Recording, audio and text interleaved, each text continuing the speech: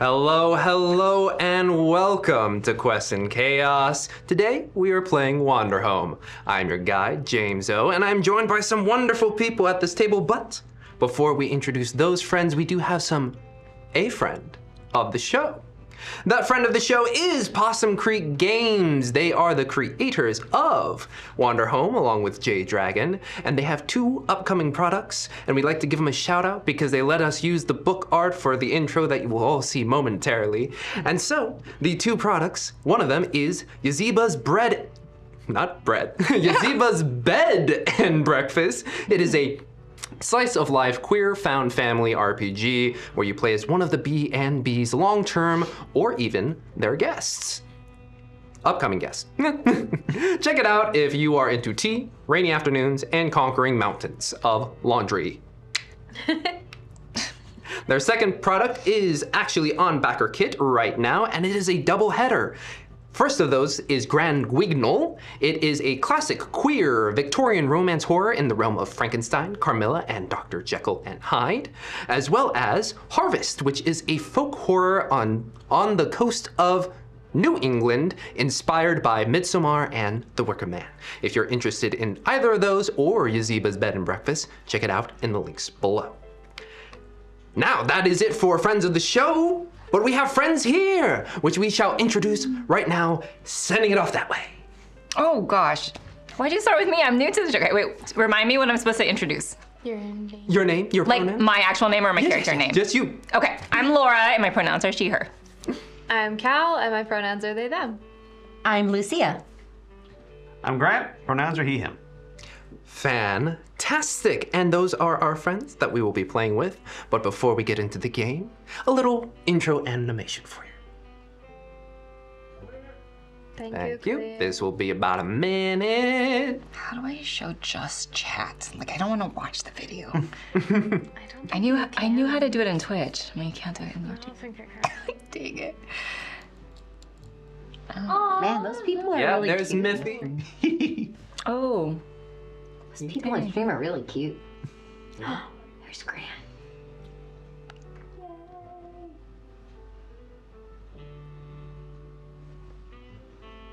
I don't know how to just get the chat either. Hey. He's so cute. He's so cute. All of the drawings are just so adorable.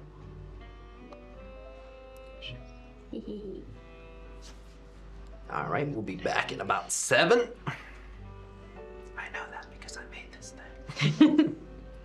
It's very cool. And welcome back. Now, before we get into our game officially, we shall introduce their characters, and then they will also ask some questions to one another to already establish bonds before our adventure begins. So we will be starting over here with Laura. If you wouldn't mind introducing your character. Yep. I am Miphilia, Miffy Hoppington. Should I describe more about the character? Yes, what does she look like? Her pronouns are she, her. She is a moth tender. Moths are kind of like carrier pigeons, and they deliver packages and letters, and so she tends the moths. She is, what animal is she again? Might be rabbit. She is a little quirky in dress. She's got brown fur with like tinges of purple. She loves to be a little fancier with her dress, not very practical being a moth tender, but she loves a very Alice in Wonderland fanciful dress. Teal is probably her favorite color to wear. Yeah, I think that's about it. Fantastic. I will be playing Professor Basil Teagarden. Basil has very large glasses, dangly earrings. They are a badger. They use they and he pronouns. They look very much like a Edwardian professor. Lots of books, lots of papers, lots of paraphernalia. My character is Roan Corbeau. He is a raven, and he's a roguish sort. He wears a hood and a cloak, and he kind of keeps to himself in the corner a bit, doesn't, approach people to talk usually, but if you get him talking, he will talk your ear off. He loves to tell stories and parables. You may have seen him from his wanted posters, which he's always happy to sign for a fan. Love it. One time, someone tried to hassle him in a bar to get a bounty hunter, was bothering him, and he responded not only by signing it and willingly going with the person so that he could correct all the misunderstandings from the wanted poster and bounty before he fled. He just wanted to make sure he cleared the air before he broke out of those cuffs and stuff. He looks like a raven, so he is raven colored. I hate to use, the term every teenager uses in their fan fiction, but he is raven colored. Yeah. Well, my character is Lobo Flynn, very traditional gray wolf, with a little bit of kind of light and dark gray fur all over. He's very tall. Being a former soldier, as you can tell from his shield, the coat of arms, the little claw marks on it. Also has a very, very large cloak, which he also uses to kind of protect his ward, Alex, a kind of blonde-furred bobcat who's very quiet, also wears a very oversized cap. Oh. That is way too big for them, but they just, they wear it so well. You can tell I'm very well traveled because, I have very thick, muddy boots, also kind of back from the war days, used for traveling. But it's kind of funny, it's like, despite, the penchant for wolves being kind of more mysterious or very kind of like having that kind of 1,000-yard stare, he has a very oddly patient look to him. But yeah, just a wolf of many contradictions, I suppose. And now we will get into the questions that link our friends. So we'll start over here with Miffy. If you wouldn't mind asking your questions to Basil and Lobo, however you like. Yeah, Basil, when did I realize that I could trust you? Oh, that is a great question. I think,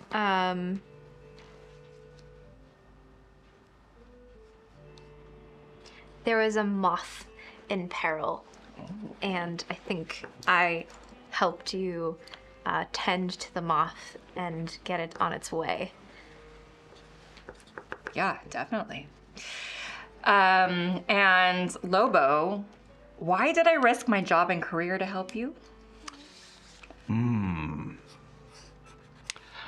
I think you risked your job and career for me. Probably less for me, more so my ward. Because how could you say no to that little innocent face of Alex? That quiet, just eccentric little bobcat who was always just with the look in the world with wide-eyed wonder. That is so true.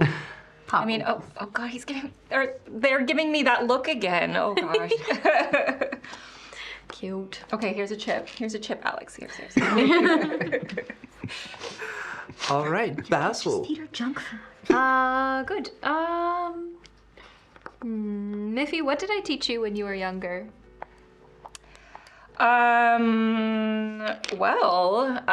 You taught me about tending creatures, and that's why it was so easy for you to help the moth that was in peril, because just through your studies, you know so much, and so you really were the first one to spark my interest in that, and it just grew from there. I love that. That's so sweet. Okay, and Ron, what do you know that I can't hope to understand? I would say, as a badger who's also a professor, you definitely have some nice roots in your life. I don't think you would understand the life of someone who has never had roots down. A person who not only flies in the literal sense, but in a metaphorical sort of flying from location to location, from people to people, and therefore doesn't have that kind of sense of permanent community. For Roan, everything is transient versus for you, you invest in others, you teach others, and Roan's just like, what's the point? I'm not going to see him, I love that. Yeah. So my turn? Mm-hmm. Oh, gosh. All right. Basil, how did we get off on the wrong foot? Oh. Okay. This is good. I have a massive scarf that a colleague gave to me that I love very much. And there was one day that I took it off briefly, and you took it, and you were wearing it, and I got very upset. That sounds like me. You gave it back, but yeah, it was not a So sorry. It's all right.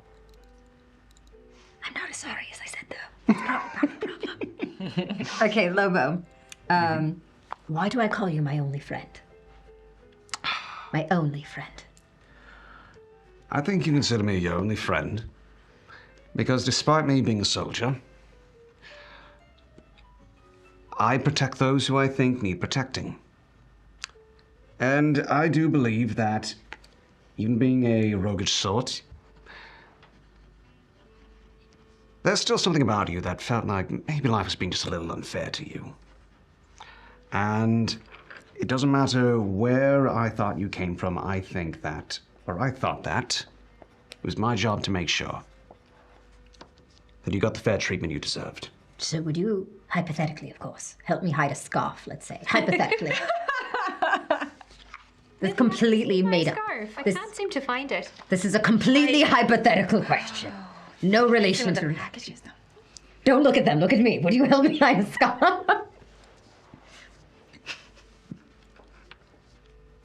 Moving on! We're not even I done plead the asking the fifth. questions. I'm already causing trouble. I'm sorry. I plead the fifth.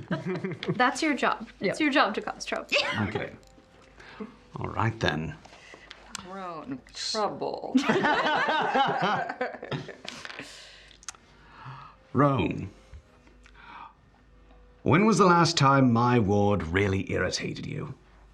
The last time your ward really irritated me was that day that you were trying to tell her that she couldn't eat only snacks, right? And it irritated me because she kept coming up to me to get snacks. And I kept saying, ask your mother, and I sarcastically meant you. But I forgot she's your ward. Likely she doesn't have a mother. And she started crying. And you see, in reality, I was upset at myself. But I'm rather an immature sort, so I kind of got annoyed at the child for having feelings and crying. That was my fault. Say, if I had to hide the tears of a child, hypothetically, You collected her tears. Oh my gosh. So emo. well, so I could put them back in. I felt really bad. They really need to rehydrate after that. It was a very hard cry. She was very I think thirsty. you need to teach Roan about anatomy and how it Sure, works. yeah. I know how anatomy works. I just don't know how children's feelings Just work. don't teach them the song you taught my ward. Oh, yeah, no. I won't teach them that. That was an inappropriate. I should not. Why do you let me around her? Really? This is your fault. All right. Miffy, do you follow through with your responsibility to my ward? And what are those responsibilities? I think when it comes to responsibility, it's about figuring out the ultimate. There's the responsibility you say and really what you're trying to get at. So I think what you're trying to get at is keeping your ward alive and happy. And to that extent, I do my best. Sounds good. This one's gonna be a chaotic one. Well then, friends, before we get into the story, there are 4 questions that we always ask before every game of Wanderhome. The first of which, what sort of place did we just travel from?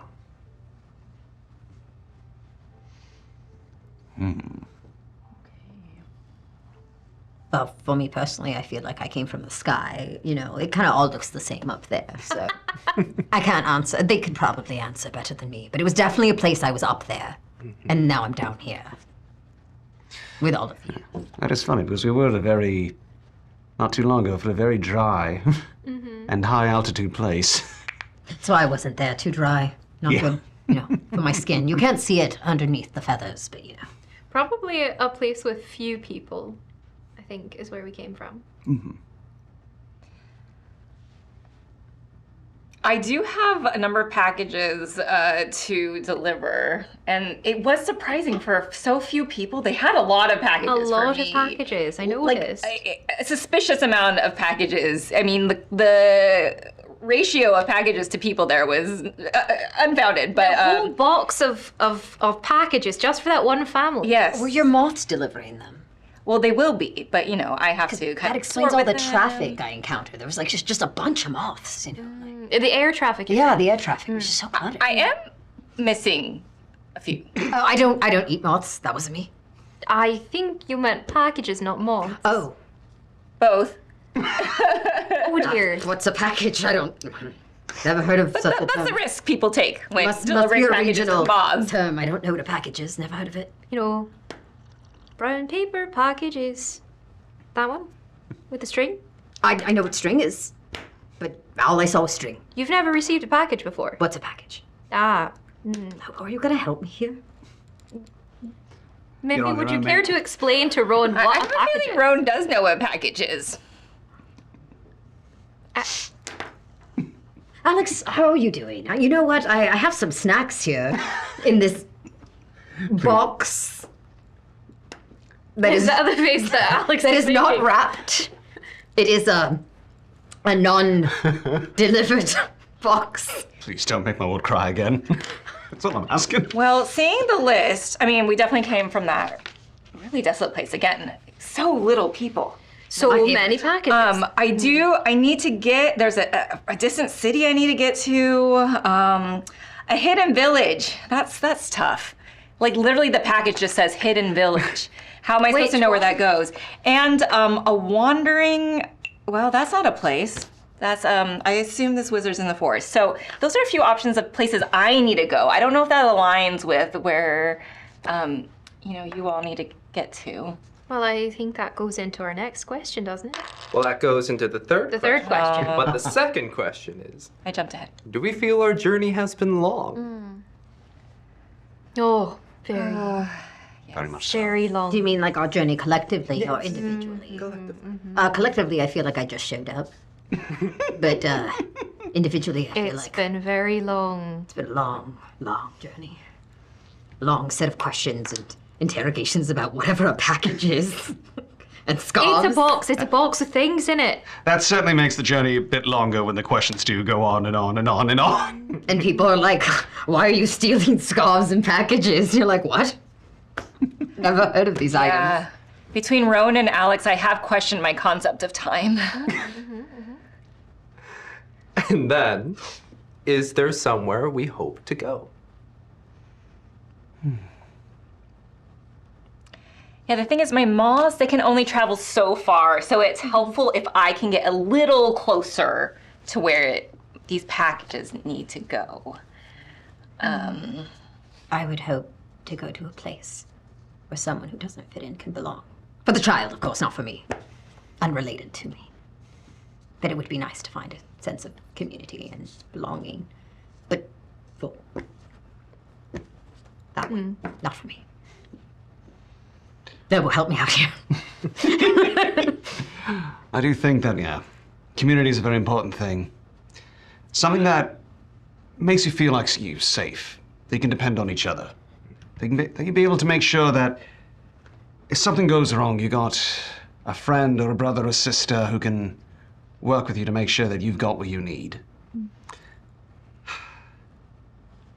I do think if you're looking for a wizard that you can't find a wandering person, I'm a good person to ask. I kind of know where a lot of people that don't like to be found can be found. So that's might be why Lobo recommended me. This wizard is in exile, which I thought I would find in a place that had few people. But I don't think any of them were wizards. That's the thing about wizards. Sometimes they like to hide in plain sight, you know? They do their magic. Maybe they could be in a city. Maybe I'm looking in the wrong place. Met many a wizard at the university. They like books, don't they? They Those certainly wizards, do. yeah. And they're all high and mighty about their magic. Tell me about it. How do you make magic boring? Couldn't be me. They could. Classic wizards. We are gonna get cursed. Not by me. And now for the final question.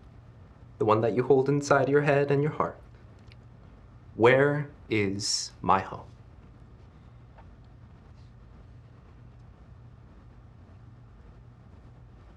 All right. And welcome to Haith, a land full of legends. I could tell you about many of them. The king of the floating mountain and his avarice-satisfying crusades, or even the howling of the North god and the mouse that soothed them, to even the hero that drew the heaven's blade and slew the slobbering god. But that is not the tale we'll be telling today. No, today we tell a tale about wanderers. Wanderers who, after the tumultuous times of Haith, now finding themselves in this peacetime, are wandering the lands in search of home. And as Roan had provided some information of potential places where a package to a elusive wizard might end up, you all find yourself on a tiny steamboat, if you will, that's just slowly meandering its way down the river. Oh. The sound of jazz fills the air as you make your way down on this steamboat that very soon opens up into a lake. Massive expanse of waters to your left and right, even forward. And within the center of this lake, you see an island of sorts. And sitting atop this black rock island, in contrast, is a pale white town, city of a kind that is just slowly stretching upwards in a similar shape to the base of its foundations. You find yourself here, in the month of grasping, where the trees have shed their leaves and are reaching upwards into the sky. There you see a city, and as your steamboat slowly makes its way forward, you hear from... I did ship stuff for Spelljammer, and I don't remember anything about ship direction. The aft, the bow, aft. Behind. Yes, the aft sitting I know that there. from crossword puzzles. It's okay if you make it up. Learning They'll, vocabulary. if you make it up, they'll think it's like unique to this world. So you're good. Yeah. No, the aft. At the steering wheel is this bushy-tailed squirrel with a little bit of a cap on its head. You find that Alex, your ward, has been just shadowing behind. As behind this squirrel that you all know to be Captain Basker. Basker calls out, it's like, all right, it seems we're approaching. It'll be another 5 or so minutes before we reach the town. How's everybody doing on their trip so far? Are their river legs doing okay? Is the jazz actually, like, is there a band? It Or is gives the jazz in my heart? The jazz is in your heart. Damn it. Okay, that's all right. Doing great over here. I could play it. I do have an instrument. I'll play Oh, the I'll play jazz. with you. Okay, cool. We'll play together. It's the only time we're like chill. Yeah. Music is how we Music connect. is how we connect. Yeah. I'm just keeled over the bows, over the port side. Very, very ill. I do not have my sea legs. Are you alright, mate? It's not lupus, is it? Oh, I swear if you make the joke one more time. We're still not there. I'm gonna make it many more times, my friend. Many more times. Please don't say the only thing that'll keep my stomach in. You're looking over dire there? straits, friend. I'm perfectly fine, and Miffy is not sick, but she has not found her balance, so she is like teetering, and but you know, in a way that she tries to play off like she's dancing to the jazz music.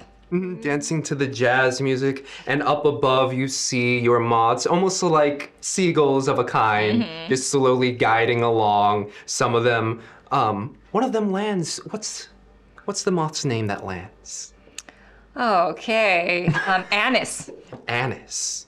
Annis lands atop one of the railings and looks at you, just doing a little... Okay, I did say you all could take a little break. I mean, what's a little river spray? I mean, you were the ones worried about getting wet. Darling, it's your fault. We're following you because you're radiant. And moths love the light. Oh, thank you, Roan.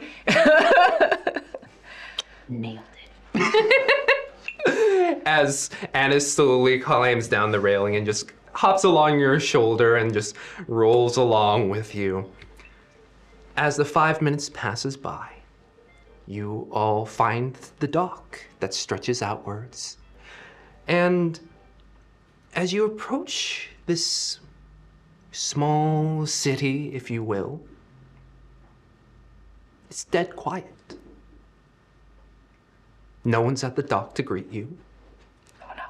There's no one up the street away from the dock leading into the city. It's quiet. Captain Basker, is this normal? And you see Basker kind of walking down from his little wheel, and it's like, now it's a little more livelier than this. This is new. Okay. Can we really trust this captain? He's a little nuts, if you ask me. Makes you think I'm funny, mate. Oh, nuts! Ha ha! Ah, that's funny. I don't. I have to watch it. It's a very high in saturated fat diet.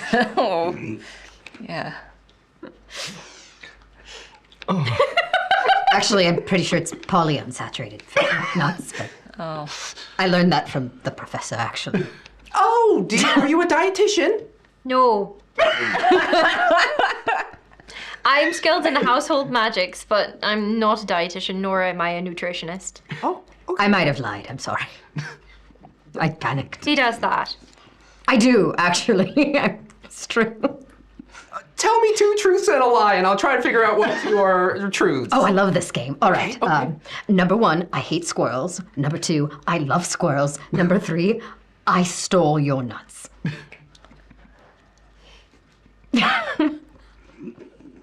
Reaches towards the pocket. Okay, well, there's one truth. I love squirrels. It's so easy to take their nuts. The hate was the lie. That's what I'm saying. You love squirrels?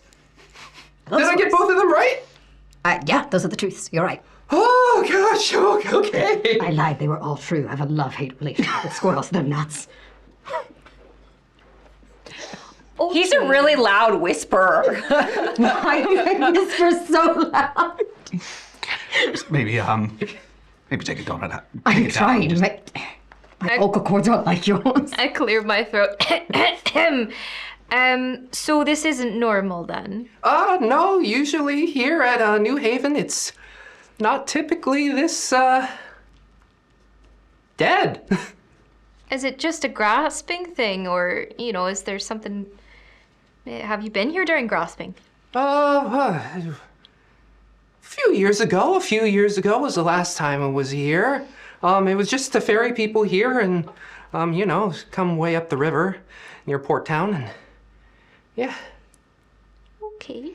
Perhaps there's simply been an economic downturn. Perhaps it's not a portent of anything. Sure. I suppose we should go check it out. Not nervous at all. I mean, we could leave. It's not too late. We could go somewhere else, I pat the boat. I think Lobo needs a little break from boats. I can take war, I can't take this. Lobo can take one for the team. Do we want to leave? I pat the boat and then I... Wait, Where's Alex? Alex has already, is up the hill looking back at you. Just being like... I will follow Alex. Alex? But Lobo, don't leave. You're literally my only friend in the world. Captain, do you have to get back? Oh, no. I can stay here for a bit. Yeah, it's gonna get dark-ish in a couple hours, so, grasping the short days. I don't like sailing at night. Unless it's under the stars, but usually, it might be a clear night today. Are you going to stay overnight?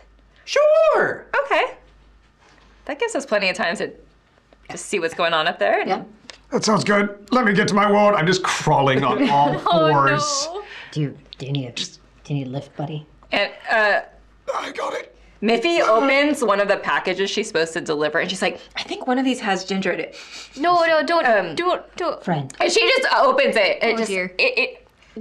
I'll replenish it and rewrap. Yeah, what Miffy Ginger, say? this will help. This will help. Oh, thank you. Thank Sure you. you don't need help. Strangely, I also learned that from Basil. Are you sure you're not trained as a nutritionist? No, but again, household magic, the Okay. ginger thing, it's a household Here, thing. if you need an arm to rest on, just let me know. Do you need one? Thank you. I need one right now. Basil, you for he the- needs an arm All to right, rest on. good. My bones are hollow. I really should. Yeah, Thank you for the and ginger. he has wings. And I'm also You really incredibly fell lazy. for that one. Incredibly lazy. I just can't be bothered. I love you, but I can't.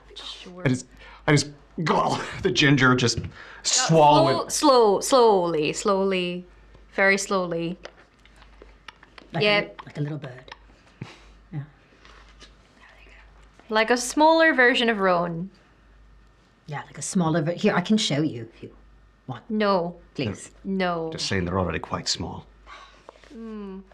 Well, shall we catch up with Alex? Please, yes. Wait. She's still there. Are they still there? Yeah, and you see Alex has their arms up and is playing an imaginary hopscotch on some of the cobblestones that lead upwards. Looks back at all of you on a kind of like that young child teetering and tottering, but their big L hat making them wobble side to side. It's like, just looks at you all with wide bobcat eyes, being like, come on. Okay, there. I just start crawling on all fours again until my stomach starts to settle from the ginger. And there it is. I kind of stick with Lobo as much as I keep being like, yeah, it's your problem, buddy. I'm actually hovering near him. But I do keep saying it's your problem, but Miffy's gonna call to her Moz. Would you be able to fly ahead and just scout out the city and just let us know if there's any traps or things that we shouldn't. Okay, I know you're not scouts, you're delivery people, but I think in this situation, it would help your ultimate goal of delivering if we don't die. yeah, they could deliver information. And Annis somehow rolls their eyes. I didn't even know Moz could do that. And then does help lead the little flock up ahead. And as Annis leads the flock up ahead, you do see a little leaf on your shoulder. A leaf? A leaf. Oh. What's this? You look at the leaf, and in moth, which you can read, it's a little scatter shot, but it's just this is beyond our contract. We'll be talking about terms and negotiations after this term. Oh, wow. Moths are unionized. Oh, if they need a union, they should talk to me. I'm really surprised Annis could fit all of that on a leaf, because in moth, it's really long to write that, actually. And if you need some union busting, Okay. don't talk to me. I'm actually pro-union. Yep, good. Yeah. Thought we were gonna have words, but good. But you all follow Alex as they lead you on up cobblestone streets, branching outwards as you find yourself in this almost like a cotton tree, if you will, of these white houses that branch off of these gray cobblestone branches. And as you weave your way through moths up ahead, you see some of the signaling that they give. You all follow Alex. It is dead quiet.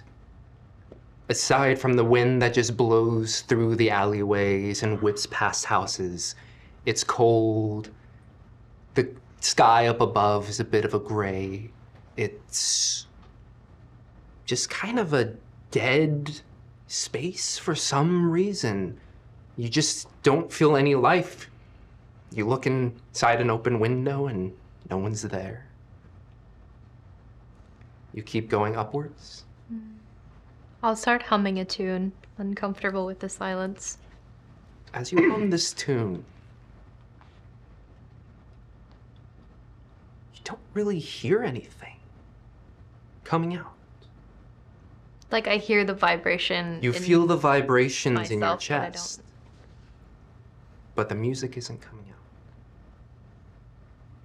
out. Oh, that's not good. What's not good? Wait, do we hear that? You hear that?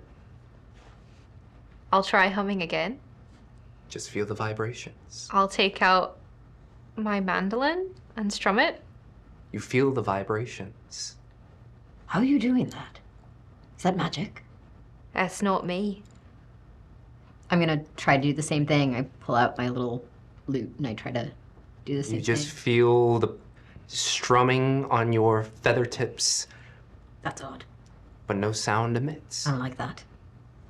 Put my mandolin away, take out my drum, bang it. Rhythmically. Rhythmically, it's that odd sensation. You feel the thump. You feel the skin of the drum tighten and expand and shrink back. But no sound. I try to sing to see if that's different from the instruments. Very much like the humming, you feel your vocal cords moving within you. And as your beak opens wide, silence. Oh, I don't like that. How am I going to be If he annoyed to opens know that? another package that she knows has a harp in it, she's like, well, let's just give this a try. As you all watch, a fully wrapped miniature harp just comes out of Miffy's bag, just like starts ripping up the package. And you feel the strings pull along your fingers, but no sound. Professor, I need your help for something really quick. It's for science, I promise. I think we've got enough data to know that. No, this is a very good experiment, I promise. Okay. Hit your drum. No sound, right? Lobo, raise your shield. And I try to hit the shield as hard as I can to see if that makes noise, if it's only like instruments and music, or if it's any sound. So I just hit the shield as hard as I can, and I don't warn poor Lobo, I'm sorry. What do you smack it with? Like a stick I found or something. Stick on the A ground. branch, yeah. So that does make noise. Mhm. Professor, what do you make of that? Hit it in a rhythm. So I try to go bump, bump, ba bump, bump, ba bump. Oh, that would make the rhythm. You smack, you feel the hits on your shield, Lobo, but no sound. Why would it Curiouser and curiouser. Why would it work when I wasn't doing a rhythm, but not when I did? What if the wizard we're trying to find is here and that wizard hates music? It's not a bad hypothesis. Oh, like in that old story, Paulus, where they banned dancing. I remember that Yeah. one. That is a very interesting folktale. Yeah. It changes depending on where you are. Or you tell it, yes. Yes. I've heard the wing loose variety too. Ah, I don't like that one as much No. because anyway, that's not the point. And then there's claw loose, which is different slightly because the place is different. Yeah. I like flipper loose because that one's dirty. Look, it doesn't matter. The point is, Well, I think someone's definitely doing some kind of wibbly wobbly magic-y thing. I also wonder if anything's off key, if we can still go through and on. Oh, that's a good question. If I try to sing, but I'm completely off key, does that count as just shouting? can you tell if you're off key if you can't hear yourself? That's a good question. And is it about the intention, or does the spell interpret what it thinks is music? Ah, so is it our interpretation or the interpretation of the spellcaster? Indeed. If it is a spell at all. I try to just do a really, really off tone, like caw, to see if that makes noise at all. We're pushing the limits of the spell. Magic judges are discussing. Soft world building. Stop the world of building. Yeah. James is like, I didn't realize it was gonna be the Spanish Inquisition over here about my spell. Is your intention to make music? My intention is to make a loud off noise and then to try one where it's just off music and see what happens. Yeah. I'm trying to test if it's my intention or the spell's interpretation that causes it. Okay. Because that's what the professor said, so I'm trying to... You screech out, and you all hear a call. Call. Oh, not by my ears. All right, now I'm going to try it, but musically. Does it work? I do the same thing, but with the intention of this just being bad music. You cannot tell whether it is your intention or whatever this power that seems to be. But the sound does not come out. All right. So I tried to do the same thing twice. Sure. But the second time, I was trying to intend that I was singing badly, but I have a problem. Your hypothesis can't be tested because I still can't tell if it's judging by my intention or if it caught on to what I was doing. And as you all are questioning at this moment, a couple of your moths, led by Annis, come down and they give you the sense of going towards the top of the hill. And you can see them print out very quickly in moth, light at the top. Oh, well, there's at least one being here. It's at the top of that hill. It's kind of hard to see, but the moths say there's a light up there. I'll leave it to moths to find lights. Toward the light we go. Okay. Stay close, Alex. Just wrap them around my cloak to make sure that, I can keep them close and protected. Yeah, stay close, Alex. Alex, while staying close, is constantly peering through the curtain that is your cloak and just keeping that wide eye out. And with them so close, you can hear them try and mew musically, but nothing comes out. And then you hear a mew come out. And they are testing their hypothesis as well as you all weave upwards towards this alabaster house. Large, massive, at the very top. And within the window, you can see as Miffy is winded from the long walk up. I'm not used to hopping in inclines. You're doing great. Okay. All right, just a few more yards. It's like San Francisco Hills, y'all. Was it a hair further than you're used to? Okay, I can't do the puns right now. I can never do them. They just come. Okay. I think I can make it. I won't lie. You're okay. You're right. Yep. That was exhausting. But you arrive at this 40-degree angle that slowly tapers off as you reach to the base of this house. It's large, vaulted upwards, 3 floors, massive double doors, and you can see just a singular light in the top right corner in the front-facing windows. What's the chances there's an elevator in this building? Oh, a lift would be lovely right now. Very slim. I'll knock on the door.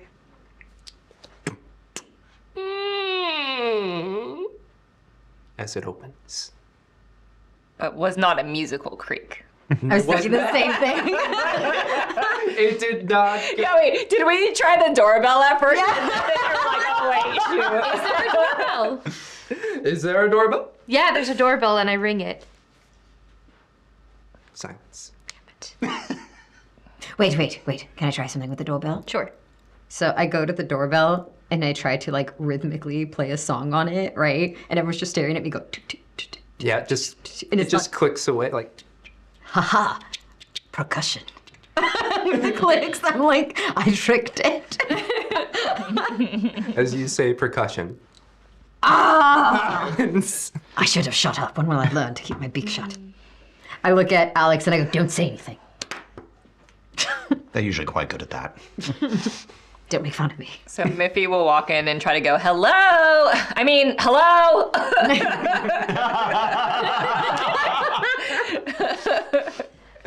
As your hello echoes into this wide hall, it goes, you can see immediately a large staircase that curls upwards onto a second floor banister that leads into rooms. The light would be over to your right side. Here you can see this deep blue carpet that just trails upwards, following the stairs, and massive filigree that encircles the staircases that go upwards.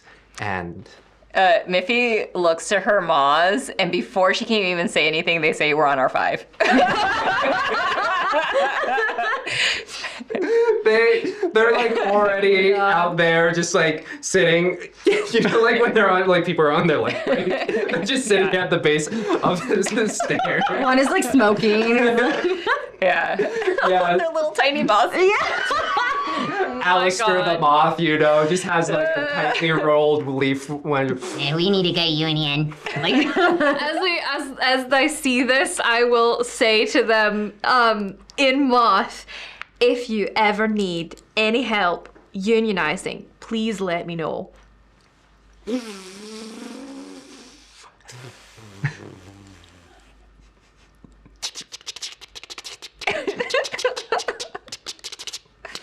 And you pass you a moth letter, and we'll get in touch with our rep.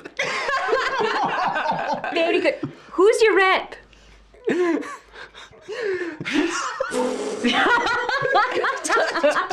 Well, this seems like a good use of time right now.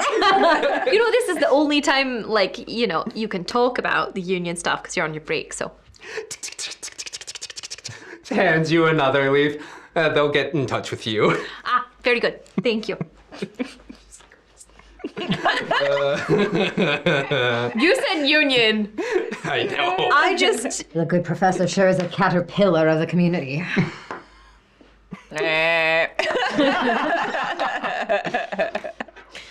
Oh dear. But you are all in the massive base hall of this 3-story building. What do you do? Okay. Do you think there's a kitchen? Yes. Should we go up to the light, maybe? Well, I was thinking we should check the kitchen because that'll tell us if anyone's been here recently. Because you're hungry. That is unrelated but true.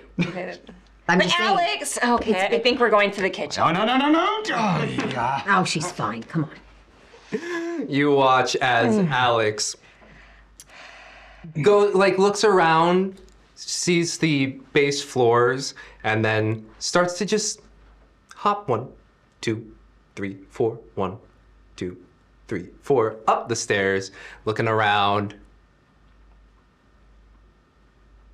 Hello? Oh. Looks back at all of you.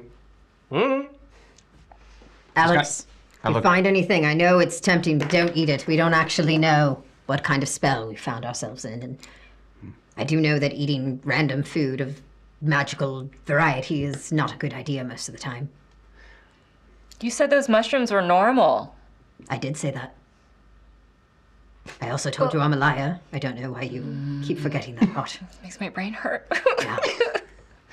I walk up, try and get Alex, look around. Just, I'm curious by the lack of response. Just go, oi! This oi echoes out. Oi, oi, oi. Oh, that can make a sound. And you just hear coming from that right side entrance. Hello? Bloody hell. Hey, is someone there? Hello, yes, we're travelers and we saw the light. Speak for yourself. I saw nothing. No reason. I have no quarrel with you. I've seen nothing. I'm blind. Also, I don't snitch. And the double doors on that furthest side of the banister hallway just creak open, and you see a blue neck stick out, beaked with a bit of a furl at the top. A peacock stares at all of you. What are you doing? Well, we knocked and your doors just opened. Oh, jeez, I need to work on that latch. Your doorbell's broken, too. Well, yes, that's apparently the situation we have before us as they slowly come out. They got this silk robe that's tied across and massive train of feathers that just swoops behind them as they all come up towards you. Well, welcome to New Haven. How can I help you all? Do you know what's going on here? We walked into this town. It's been absolutely silent. Yes, that's, the unfortunate bit. I don't exactly know why I'm, New Haven is in this situation. So, you're not the wizard? Wizard? No, I'm just, excuse me, where are my manners? My name is Mayor Ridgefeather. Pleasure to meet you all. As a wing reaches out, it's good to meet you. Good to meet you. Good to meet you. Good to meet you. Good to meet you. I like high five him and try to do like fist bump from like a fellow bird. I don't know if he's cool enough to do it back. It reaches out for the handshake, and when the slap happens, and then I'm you, like, ooh, hit me right on the wingtips there. sorry, I'm blind. Mayor, where is the rest of your town? That is a wonderful question. I woke up one day and saw that when I like to look out my window and see all of the denizens of New Haven, that no one was there, and I thought it was a terrible prank people were playing on me, and I walked the streets and found nobody, and it was about a week ago, and then to soothe myself, I decided to take a record off my shelf, play it on the gramophone, and lo and behold, no music. No music. And it's been a week. What have you been doing for the last week?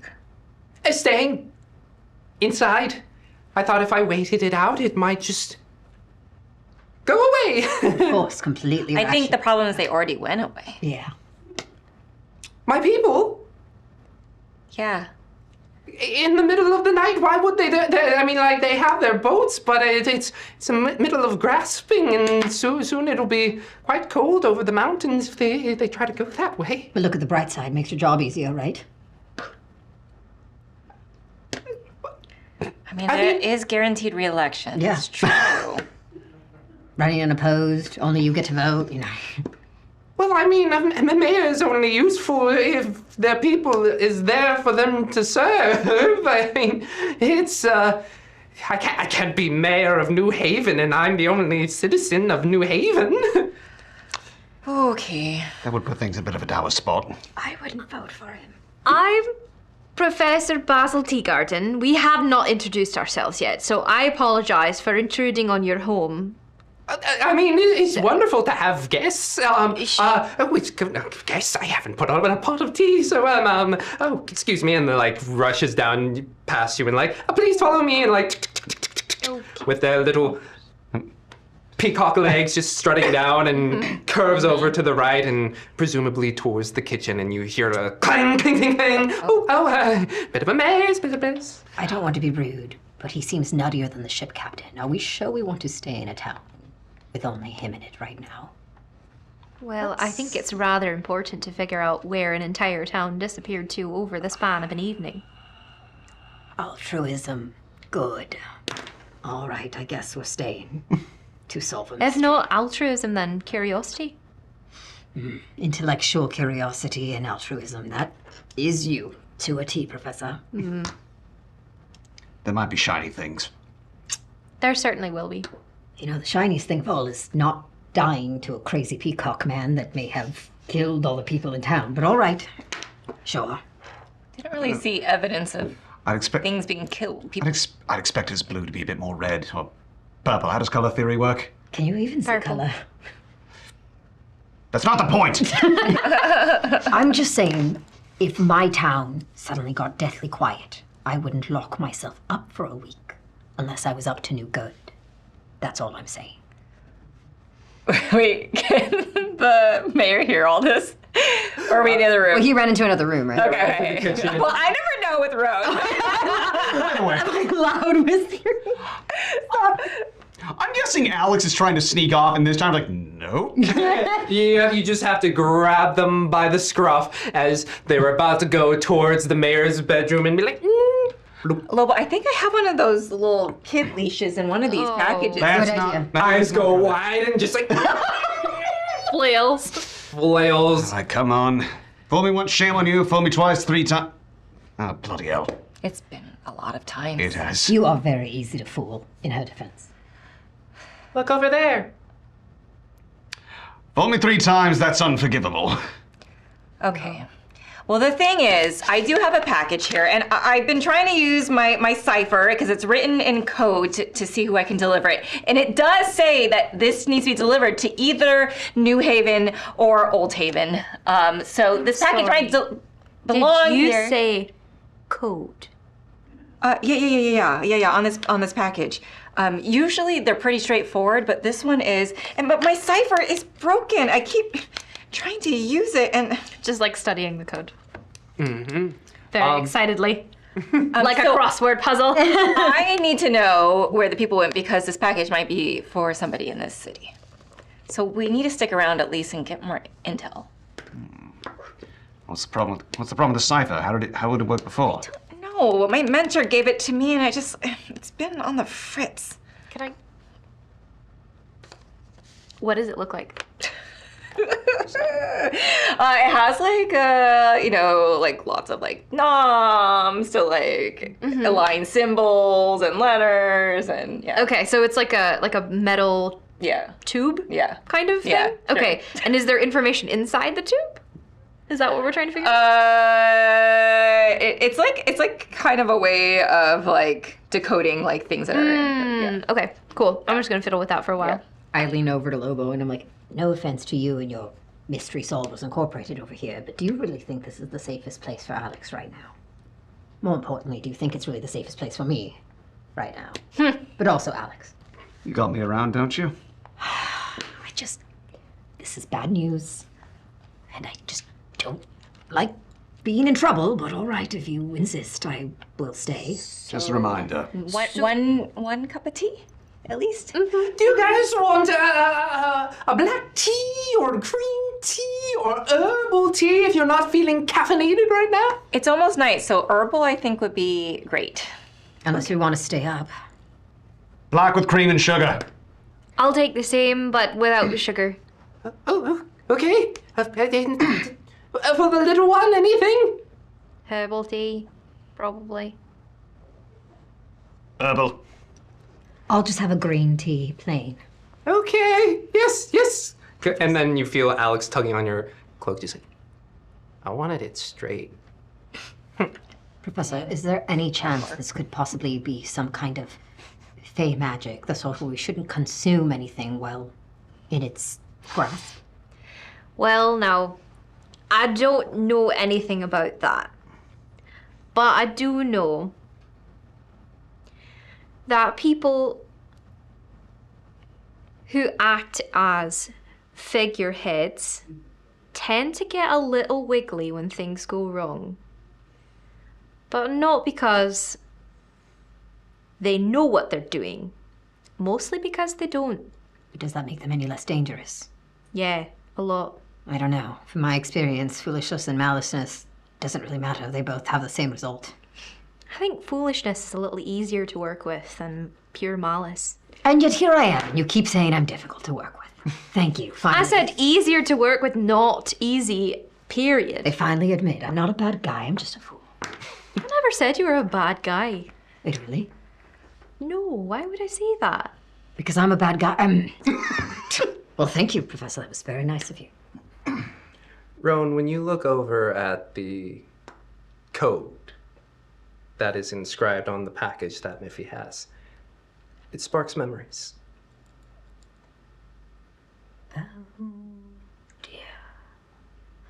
Miffy, darling, who did you say gave you that package? Oh, I think I picked it up a couple of towns ago, and it's taken me so long to even try to decode it in any way, but I finally got it down to it is either need to be delivered to someone in New Haven or Old Haven. Miffy, darling, whoever gave it to you, were they wearing any sort of emblem? Oh, they were actually. It was like a gold rose with like a vine of thorns surrounding it. I see. Ah. I'm going to go to the restroom. I'll be right back. Come be my buddy, in case I need help.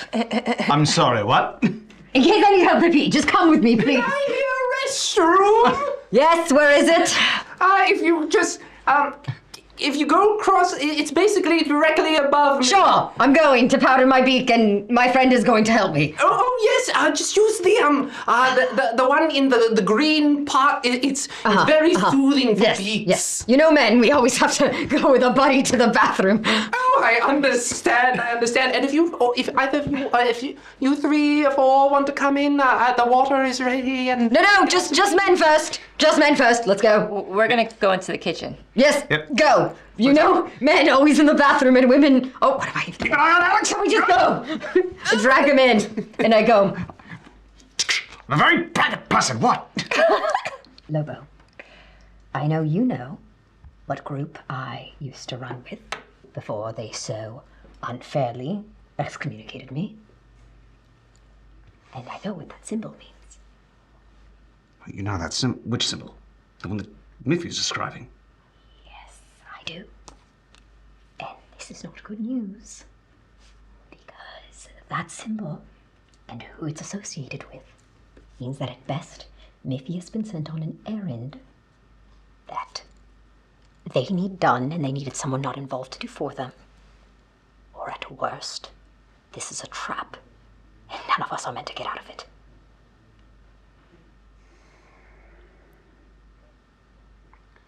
Now, either she is their useful fool that they're hoping will deliver it and get out, and nothing will happen to us, or this was intended to catch one of us. I know I promised to help you find this wizard, but this would be a very good time for us all to leave. Are you sure your friends will not be convinced not to stay and be idiots that need to help every single person they find? Well, if there is something else, then why not stick around to make sure they're okay? That's always your answer. Always. Why don't we just stick around and help people? Why don't we stick around and help people? Why don't we stick around and go to the executioner's gallows with them? Because, maybe they'll be lonely and we gotta warm the rope for them. you just feel a little tug at your cloak. Is it Alex? It's Alex. I reach into my cloak Big eyes. and I hand her some of the nuts I took from the captain so she can snack on them. And I give her a little wink, but right after I do that, I go, all right, get off of me, urchin. Like, trying to act like I don't like her. But I clearly shared my snacks. You share snacks. All right. Here's my question. Should I tell them anything? Because the more you know about them, the more they talk at you. Or is it better they know nothing? For now, we'll keep an eye on things. If it really is a case of there's a good chance this might just be one giant coincidence, or as he said, they're just using someone to get it in and out nice and quietly. And if we create a panic, that's when things go wrong. So the worst thing you can ever do, speaking as a soldier, you never want to panic. Do you understand? Yeah. There's a reason I wasn't a soldier like you. Yes. All right. So for now, do I tell them nothing? We tell them nothing. All right, but if they call me a liar, I'm gonna say you told me, and you better not go, I don't know anything about this. This is all on Roan, that wacky rapscallion. You don't talk like that. Why am I saying that? Let's go. So this is said nothing the either, Alex. same cipher that they used in that the Vole service used in the second Battle of the Slobbering God. Okay. And you just missed it just slightly there. See it? Okay. Yeah. Now I just need to do all the decoding. But I was also thinking, I think it's a book, and maybe if I just sneak it open a little bit and we can look inside it, that would just give me a better. Don't do that! I think. Don't do that! As Roan and Lobo come in, Roan, how panicked are you looking? Don't do that! Don't do that! That would be very rude to the package person. I do it all the time. It helps with delivery. That is wrong! And morals are important. Again, in front of Alex. You know, sometimes you bend the rules to get to your ultimate goal, which is to deliver the package. And if it gives me a hint of who it's gonna go to, that's not bad. And I rewrap it really, really nicely. And sometimes I'll put like a little scent and a little sprig of like lavender, and it's even nicer after I wrapped it. Okay, but counterpoint. What if they already put that stuff in, and when you open it, you're gonna let it all out, and then you'll be the jerk? Ron, when have you been concerned with morals? But what do you mean? All the time. I'm concerned with them. How can you break rules you don't know? Yep. Lobo, you want to help me? You never help me out, do you? What? I gave him a good talking to. Oh, God. Just saying, I told him, let's just do our best while we're here. And right now, the Los Constitutes is maybe not peeking into journals that we don't know about, because quite frankly, I'd rather not learn about any sort of detail someone has in their life. Yeah, You what he all said. are no fun. And Miffy goes like decoding and like trying to, you know, write down all the codes and going through the address. I'm like shaking. I'm so anxious about this, and so I'm trying to play it cool, but the moment anyone touches me, I'm like, ah! That was a very good pee I had. I'm still thinking about how fun it was. Mayor, while I'm doing this, did anything weird happen right before, you know, all your citizens disappeared? Oh, well, and he pours you each your tea. It's already in like little pouches that he just pours the hot water over. Well, let's see. It was, we were just having, we're just looking out over the people, and, you know, they were all just meandering about, slowly going from home to home and going, well, to bed as one does.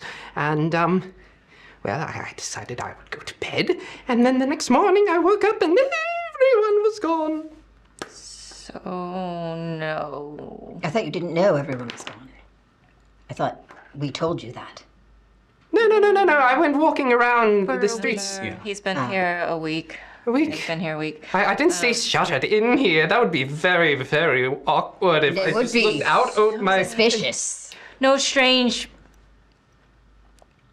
being here, no strange animal here, no strange dreams you had, no strange... packages that you've received lately? Any deals you've made with people you shouldn't have made them with? Any guests that may have seen out of the ordinary? I mean, well, I brokered a deal recently with the town of Otterton to work together to further bolster our fishing along the lake. But am I? Are they to be suspicious of? They seem like really a good community, very welcoming, and I mean, like, I know I was built on trust to just be like, hello, and we're from New Haven, you're from Otterton, and Maybe you should switch to herbal too. Oh, I did not realize that this is caffeinated. Oh, good. This is gonna be fun. A little bitter. Anyway, what's the question again? Anything odd happen before they disappeared? I mean, not to my recollection. I mean, it was a night. It was a new moon. Okay. Anyone bearing any strange emblems? I mean, there's people that come and go. I mean, not come and go. I mean, like, we're a bit of an island. So, you know, people leave to the other neighboring towns, come back, and, you know, via boats. And, I mean, nothing strange. I mean, there was a man who wore overalls with his belt, and you can never trust someone who has overalls and a belt. Just ridiculous. They don't go together. Exactly. Like, how can you trust somebody if they don't wear, like, if they're using both to keep up? It's already overalls. It's already held up. Aha! It is for Old Haven. To a Bob Smith. That's a very bland name. Sounds almost fake. Do you have a Bob Smith in town? No. Unfortunately, this is New Haven. Basil, you see one notch Oh, that wait. needs to shift. I turned it upside down. Yeah, so there. Oh, and then she gets to work decoding all over again. As you decode, and the conversation continues, it says New Haven. Okay, yeah. New Haven to an Olga Minsky. Is there an Olga Minsky in town? Oh! Olga! Yes, she came to us about, when did she come? About 4 or so years ago? Okay. Yes, her house is, I believe, and you see, Mayor Ridgefeather go out, get up onto the banister, looking out the large windows. She is, that house over there. She likes to do her laundry over the side, and, yeah, that one's hers. Is Olga included in the missing people? Because this is signature required, and like it specifically has to be for the person that it's addressed to. I am the only one here! Oh, okay. Except for you 4. Wait a second. 5, technically. Yes. Reaches out with the feathers. Are you here? Just like touches your face. You have to let me go. I died 5 years ago. No, we're real. We're here. We exist. Oh, come on. You could have let it hang a couple seconds more. Oh, gosh. The bird is clearly distressed. How much tea have you been drinking, mate? Yeah. I mean, it's been tea and fish for 7 days. Let me give the man a break. Yes. I cannot check this off my list until I deliver it to Olga, and so we're gonna just have to help you get all the people back in town, I guess. Mayfi, I think delivering your package is beyond the point. Ultimate goal, right? Okay, well, shall we go and wander the town and see what we can find? Clearly, not to insult you, but Mayor Richfeather, you're not sure what's happening and you don't have a lot of useful information, and that's all right. I think you could take some time and just breathe and maybe not drink caffeinated tea for a while. Maybe if you got a nice little lavender tea, that might be best for you. And my goodness, that is... you know... Miffy. You haven't blinked for the last 5 minutes. That's gonna take some You have that lavender you put in your skull packages? cap out of I do. their bag, and with Miffy's lavender, kind of make a sachet of tea and direct the teapot to boil, and once it's boiled, lift it with magic over the cup and pour the water in and hand it to Mayor Richfeather. Very slowly shaking hands. You don't know if it's because of their current situation or his caffeination that is just seeping through his blood veins. Just... That's good. The skull cap will put you right to sleep. Should I go? Yes, Should I? sleep. Someone get my pillow. Put the cap down. I haven't saved. And he's out like a capuchin monkey monk during meditation. Just gonna gently lay you down, and there we go. Okay. He looks like he's out cold. Why doesn't that count as music? So, It's not very useful. having met the mayor, there is a possibility the whole town just left. I don't know. Question though. The mayor didn't leave. He locked himself up for a week in fear. Why is it the rest of the town chose to leave and not a single other person had the reaction to lock themselves up? I find it hard to believe an entire town would all have the same reaction. Did they leave or did something happen to them? I certainly think something happened to them. I don't think they just all left at the same time in the same night I'm inclined to agree with you, Professor. on a new moon. I'm inclined to agree with that too. Good question. We actually Did we actually check out any of the other houses earlier? No, we were No, because the moths pretty quickly told us that there was a light at that house. We didn't. I didn't see it. I'm blind. I haven't seen anything, and I don't snitch. You know, we didn't actually peer inside any of the houses. It's true. People could be there. Well, let's go attempt to deliver Olga's package then, shall we? Yeah. Okay, let's do it. Okay. We don't have a map. I look out the window to look for the house that the mayor pointed at. And you can see, okay. It's quite easy to see. It's like white houses all the way down, and then you just see some pantaloons floating in the wind. Oh, Maybe you could send one of your flying friends to fly over there and show us the way. Someone who could fly and head. okay. Yeah. Yeah, In more than 5 minutes, Annis. Yeah. You all walk downstairs.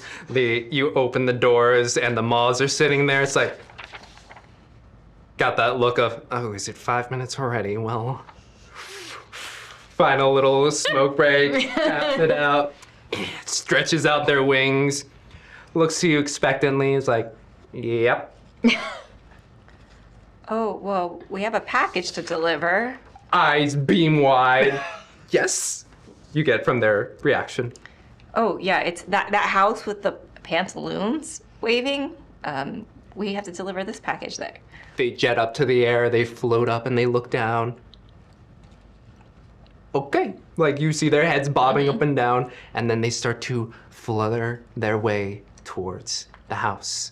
And as you all follow, in the winding streets of New Haven, that's where we're going to take our break. Oh, man! Nice. Thank you all so much for joining us. We'll be right back after a brief break. And welcome back.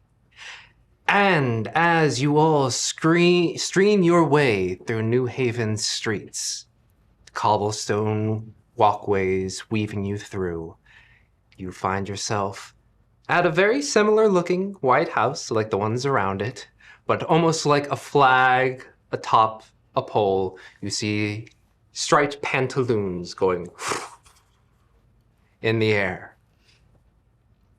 The moss land on the edge of the building, square buildings.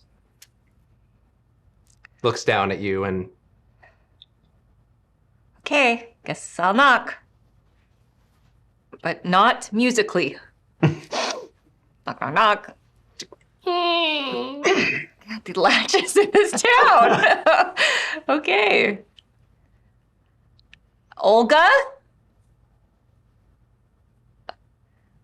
I have a bad feeling about this. Well, I don't see blood or feathers. That's one good sign.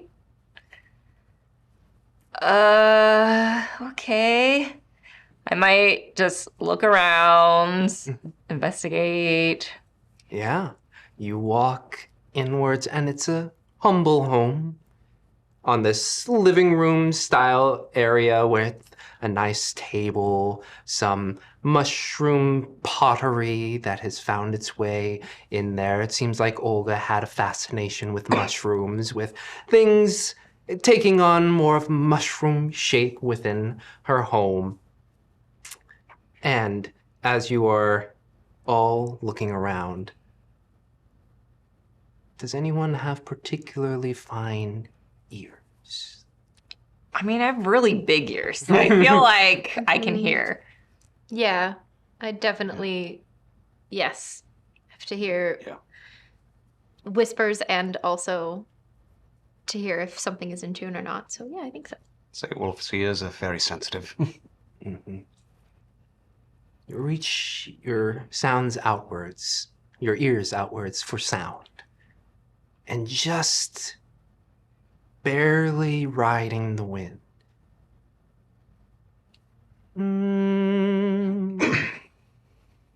Before it peters out. Anyone hear that? It's not possible. You Try push on your vocal cords and you feel the vibrations, but no sound.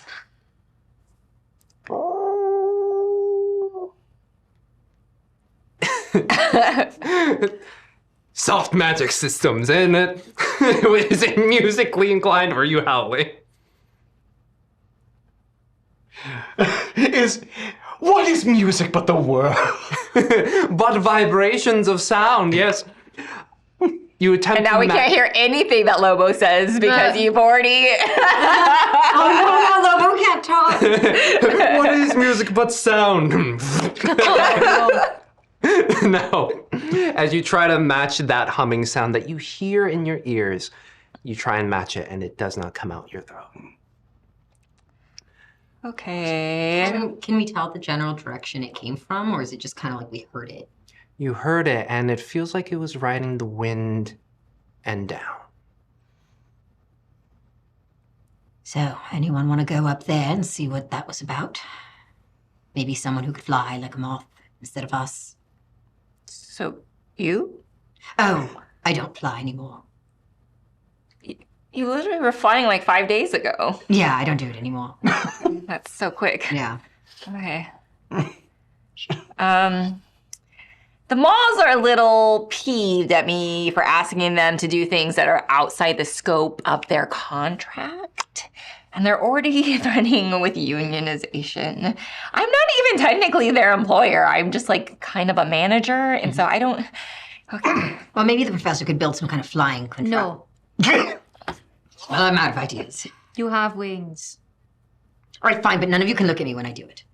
Why? Like, turn around. Why? I mean, I'm shy. How do I know you're gonna go up into the air? Why don't you just run away? Where would I go? It's an island. Back to the boat? Oh, hello, strange squirrel man. Who doesn't- Basker, Captain Basker. I don't even know your name, but for some reason you're going to abandon the people you like better to take me. I don't think that would work. I'd have to be very good at talking. You haven't made yourself very trustworthy. Yeah, that's what I'm saying, so he wouldn't take me. No, to us. Okay, but if I fly, you can't make fun of something. Okay. Cover Alex's eyes. All right. I'm telling you, you're not going to like what you see. I don't know either. I start flying, and I don't know if anyone will notice. But the strange thing that I'm very embarrassed about, and I don't want them to see, is I don't have a shadow. Mm. And it's very obvious when I'm lifting off the ground that I am not casting any sort of shadow. Yeah. I'm very self-conscious about that. As you lift off, this, especially here in this sort of sunset hour where shadows are long and they stretch along the streets, reaching ever upwards towards the hill, you see on this one portion of the wall that is just getting the barest faint of sundown. Roan flies up, and no shadow strikes the wall. But as you rise into the air, you feel the rushing of the wind, the howling in your ears, the colder wind starting to pick up, and you strain to hear just a hum.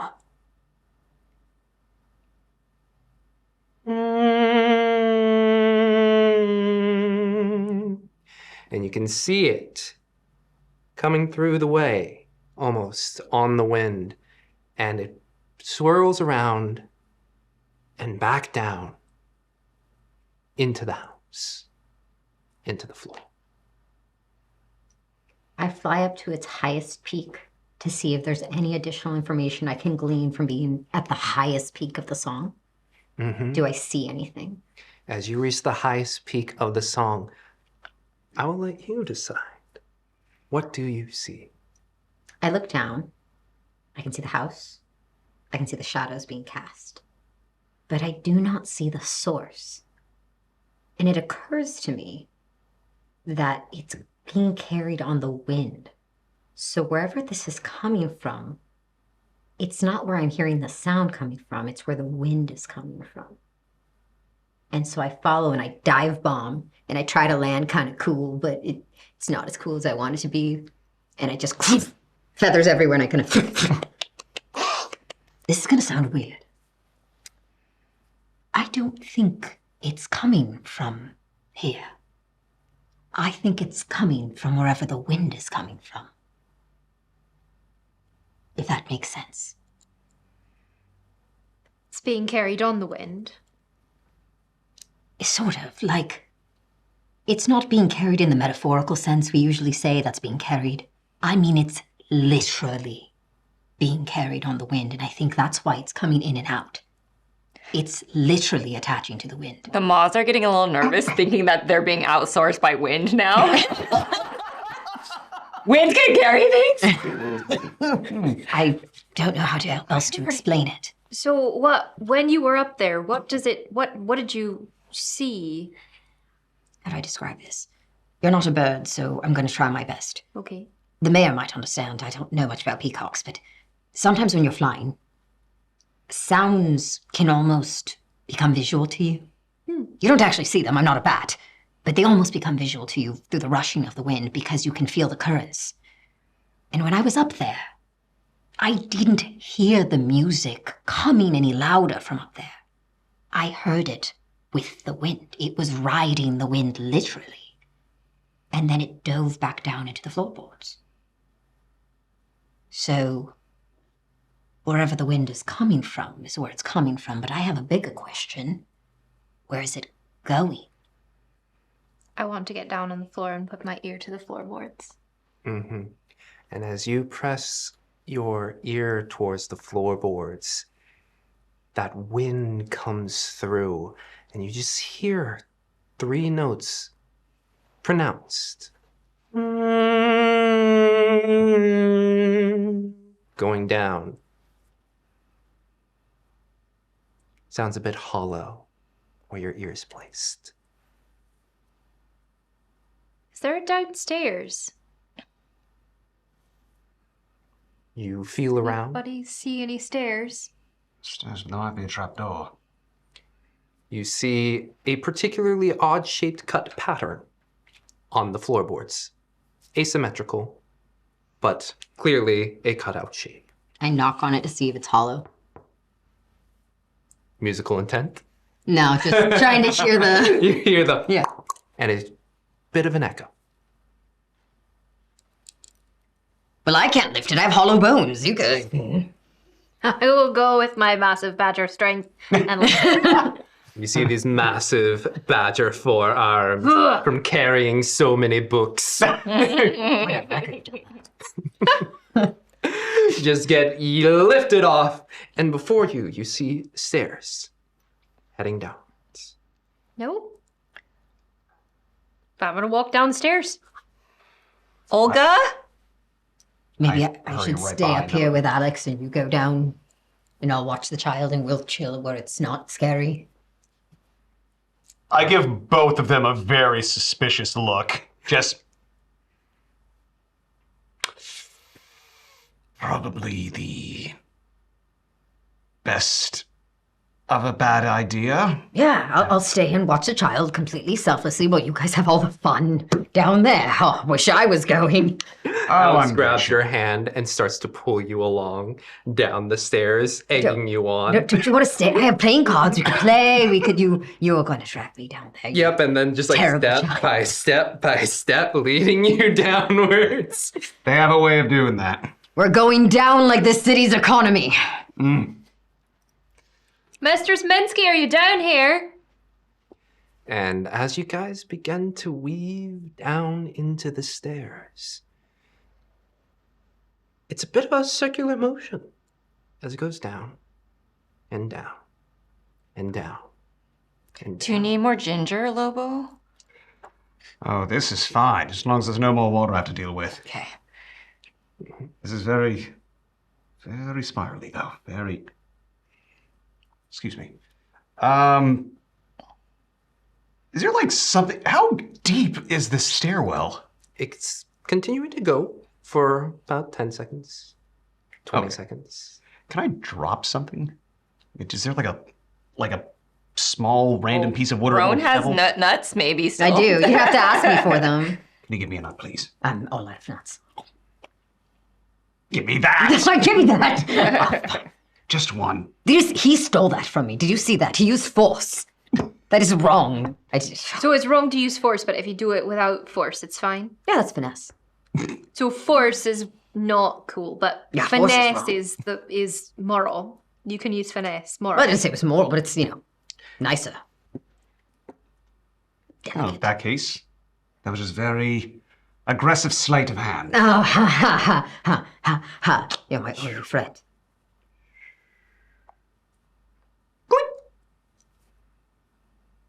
Was that a ploip like water? Or Maybe. Well, at least we know it doesn't go on forever. What's water? Okay. Maybe he's just thinking the further we go down, the more we're gonna have to go back up on the way back. What's the one thing you didn't want? Water. That's called karma. Give me back my nuts. I'll try to find it when we get back down to the bottom. Gonna take out my mandolin and try to play. You strum on your mandolin. Weakly, but present. You just hear like a ring, ring, ring. Professor, I have an idea. Okay. Do you have any woodwind instruments? Yes. What do you want? On the wind. Try playing something that'll be carried on the wind. Oh.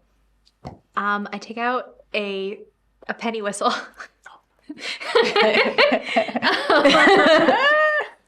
And I play on the penny whistle. Like very weakly, just like a. I mean, it wasn't any louder than the mandolin. I think we just need to keep going further down. Sure, I'm walking. I'm not stopping. Also, the penny whistle's just a little annoying, so What do you mean? I like it. I've got a flute or an ocarina or... Oh, can I play the ocarina? I love sure. ocarina. Oh, thank you. I try to play it as we're going down. I periodically do a note to see if it gets any louder as we're going. And as you all progress downwards, it's only about 50 more feet or so before you reach to the bottom. And there's this thin, about 6 inches of water that meets you there. That's not good. Sploosh. A light sploosh, enough to make a nut go bloop. Just enough. Just enough. And you can see, as you make it to the bottom here, a tunnel that goes naturally-ish carved, maybe widened out by some work, but it starts to weave its way downwards, and you can just hear a little bit of a tune. Coming out of this secret tunnel carved into the mountain. I'm gonna Yes. start playing Secret Tunnel. Secret tunnel. Through the mountain. Playing along with Rowan. Secret, secret, secret, secret. Copyright infringement. And as you all progress, it's got a bit of a thump to it. As you are making your way down. I tried the ocarina to see if it's any louder. It's getting louder as with each step. Is there any kind of a chord progression that I can hear? You start to play, and it's running a little discordant to the song that you are hearing further in. It's the sound decay. Mm-hmm. I start kind of singing along, not particularly well, but I try to sing as best I can to what they're doing and just try something. Yeah, and even with Lobo's bit of Unique interpretation.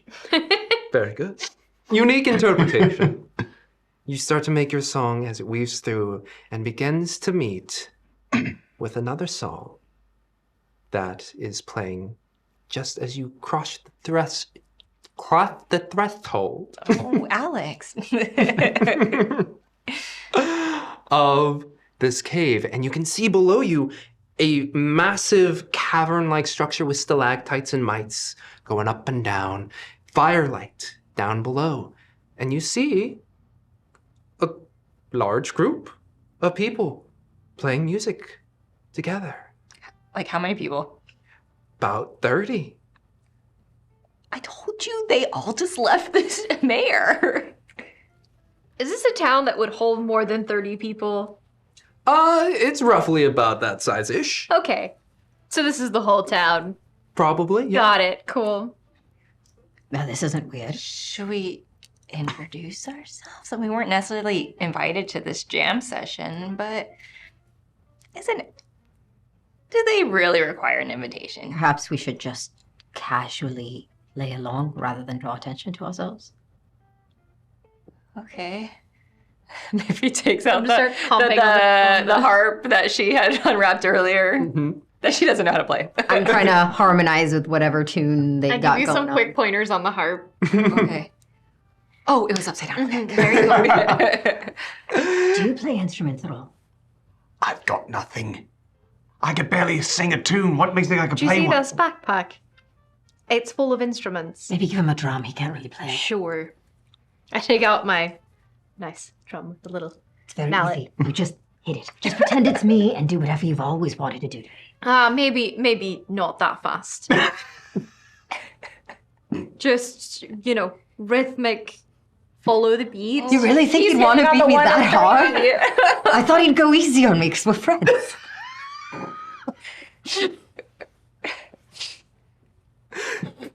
Wow, okay, thanks a lot, buddy. Are you hitting on the ones and threes? No, that's like you're good at As you're hitting on the ones and 3, threes. 4, 1, 2, 3, 4. All of the music in the jam session just stops. It's like, who's hitting on the ones and threes? Told you I don't play music. I'm sorry, I haven't taught him yet. I'm so sorry. All eyes will look towards you. And as the crowd slightly parts, this pretty gruff-looking toad with suspenders on, big bulbous eyes, some warts here and there, just like, you playing on them ones and threes, mate?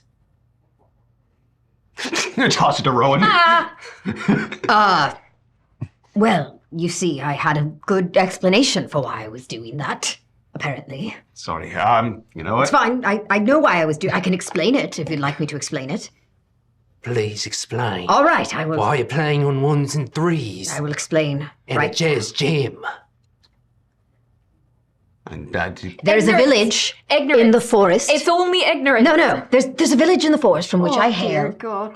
From which there is a tribe of crows that communicate through percussion. It's true. That's why if you ever hear a caw echo, other crows will respond in kind, and it often builds up into its own symphony. And I was trying to communicate the rhythm of introduction. Forgive me, I'm not familiar with their customs. I'm a raven, of course, so I'm not fluent in even the crow language, but I thought perhaps that was a good introduction, and that is my faux pas. This is why I am still learning. I apologize. Sincerely. Clearly, this clash of cultures. What a funny story we're going to have one day. yes, they were trying to teach me exactly how to do it. How to do it, yes. I was telling my... wolves and ravens, how we pal around. Okay, so number 1, is Olga here? And number 2, why are you all down in this damp little cavern? Olga comes through, and she's a chameleon that's got a bit of a shawl over her. And she's like, yeah, no, hey, how's it going? Yeah, I have this package for you. Oh, it's a package. I promise I didn't open it. I could tell by the heftiness, but it might be a book. Boring, but okay, and I just need you to sign right here. Oh, yeah, sure. Signs away. And as she peels away, it's a book. What kind of book? It's very nondescript, and it has like a lock on it, kind of like a diary would.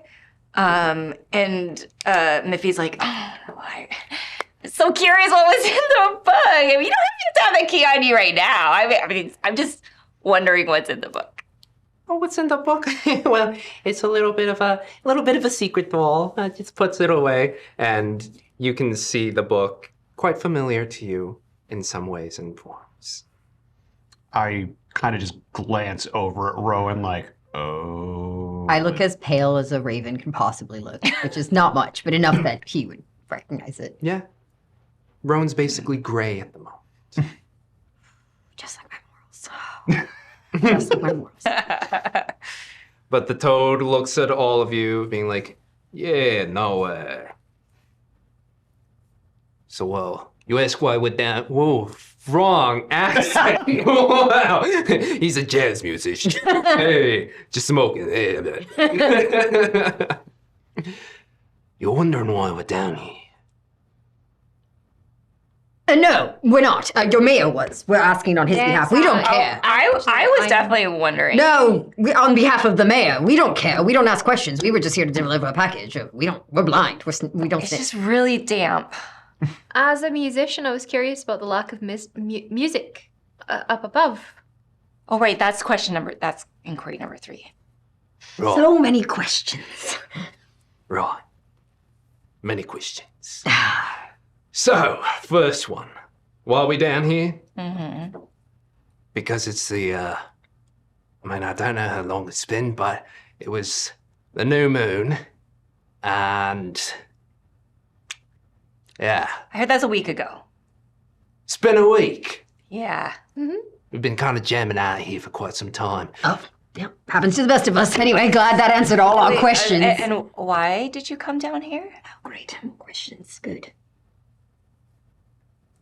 And you can feel a bit of a hush reach across the crowd.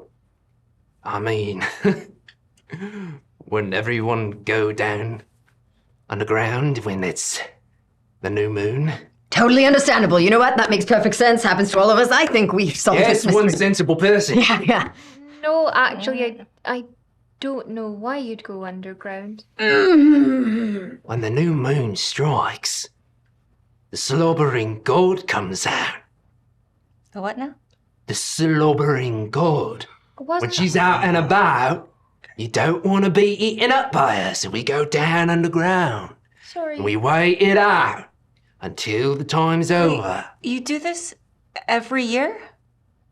I mean, one of the precursors of her, if you will, is the lack of music. How often does this happen? Oh, great. Now I'm asking questions. Great question. I thought the slobbering god was defeated. Am I wrong? That's what they want you to think. Oh no, Gianon.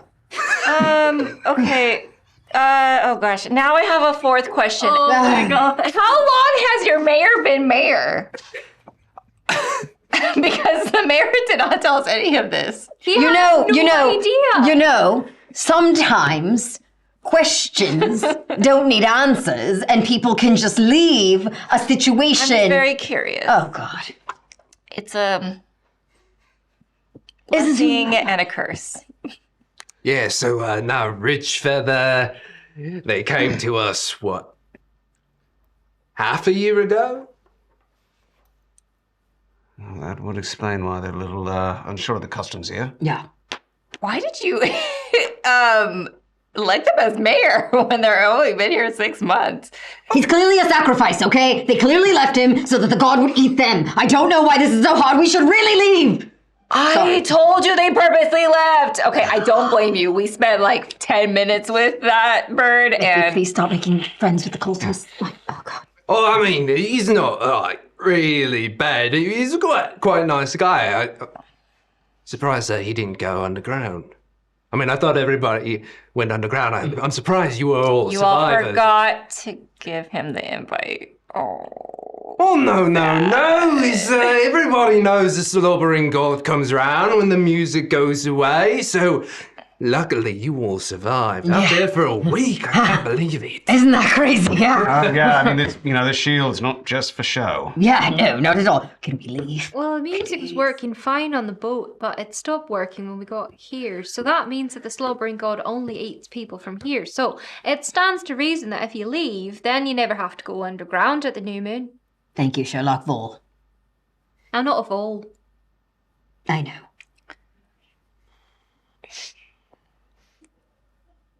We should leave. Oh, you know what, Alex? You're right. We should absolutely leave. Wouldn't it be more likely that we should stay here if the slobbering god eats people? Well, they're here.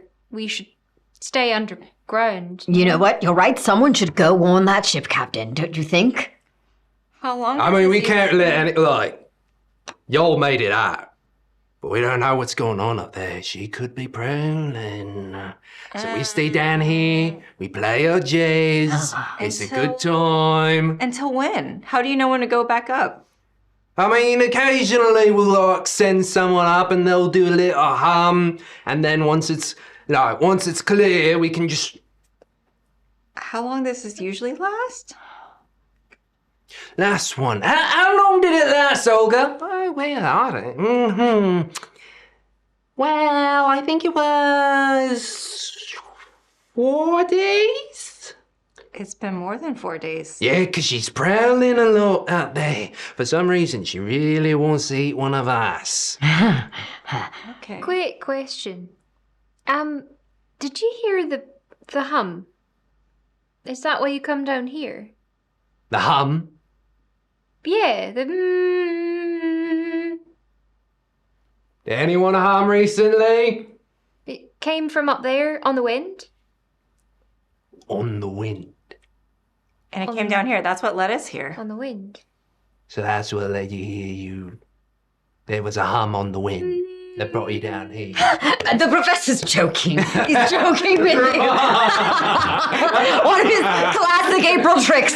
You know, it's not even April. I don't know what I'm saying. It's grasping, not April. Sorry, that's an old girlfriend's name. I have to go to the bathroom. That tea went right through me. Why don't you come with me? As you know, I don't like being alone. No, we're not doing that again. Are you sure? I mean, the bathroom's right around there. There's 3 stalagmites over. We had to really extend it because, you know, it's been a week. So. Yeah. I can imagine. So, the hum then? You're not familiar with the hum?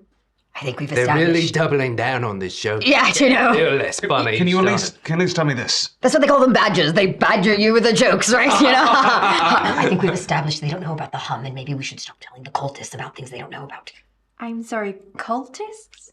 As I said, would you come to the bathroom with me? Sure. Okay. Yeah. You're wiggling quite a lot. I just got to pee. Just go to the bathroom at the mayor? The tea went right through me. You know what can I say? Hey, I will accompany Roan to the bathroom. Is there a bathroom down here? Or is it just like before that water? Just a little stripy wall, stalagmites and stalactites, stalagmites. There we go. Go in the water. It just flows to the water. Oh. I try to I Like hope. a swimming pool. I try to I pull really hope the that's my mud on my boots. I try to pull the professor aside and I'm like, listen, these are clearly cultists. The book they have is probably something occult and up to no good. Now, I don't know how much experience you have with cultists, but oftentimes, cultists who believe in gods that kill you and do crazy magic, oftentimes like killing outsiders. Hey, Roan, you're in a cavern. Ha! Anyway, that was the story I was telling Alex earlier. I read it in a book. I'm gonna put Alex on my shoulders. Anyway, if there's one thing these imaginary cultists don't like, it's questions. What? How do you know they're cultists, though? Because they buried themselves for a week underground because a dead god is back to eat them, and they suspiciously left their mayor up there and didn't tell him.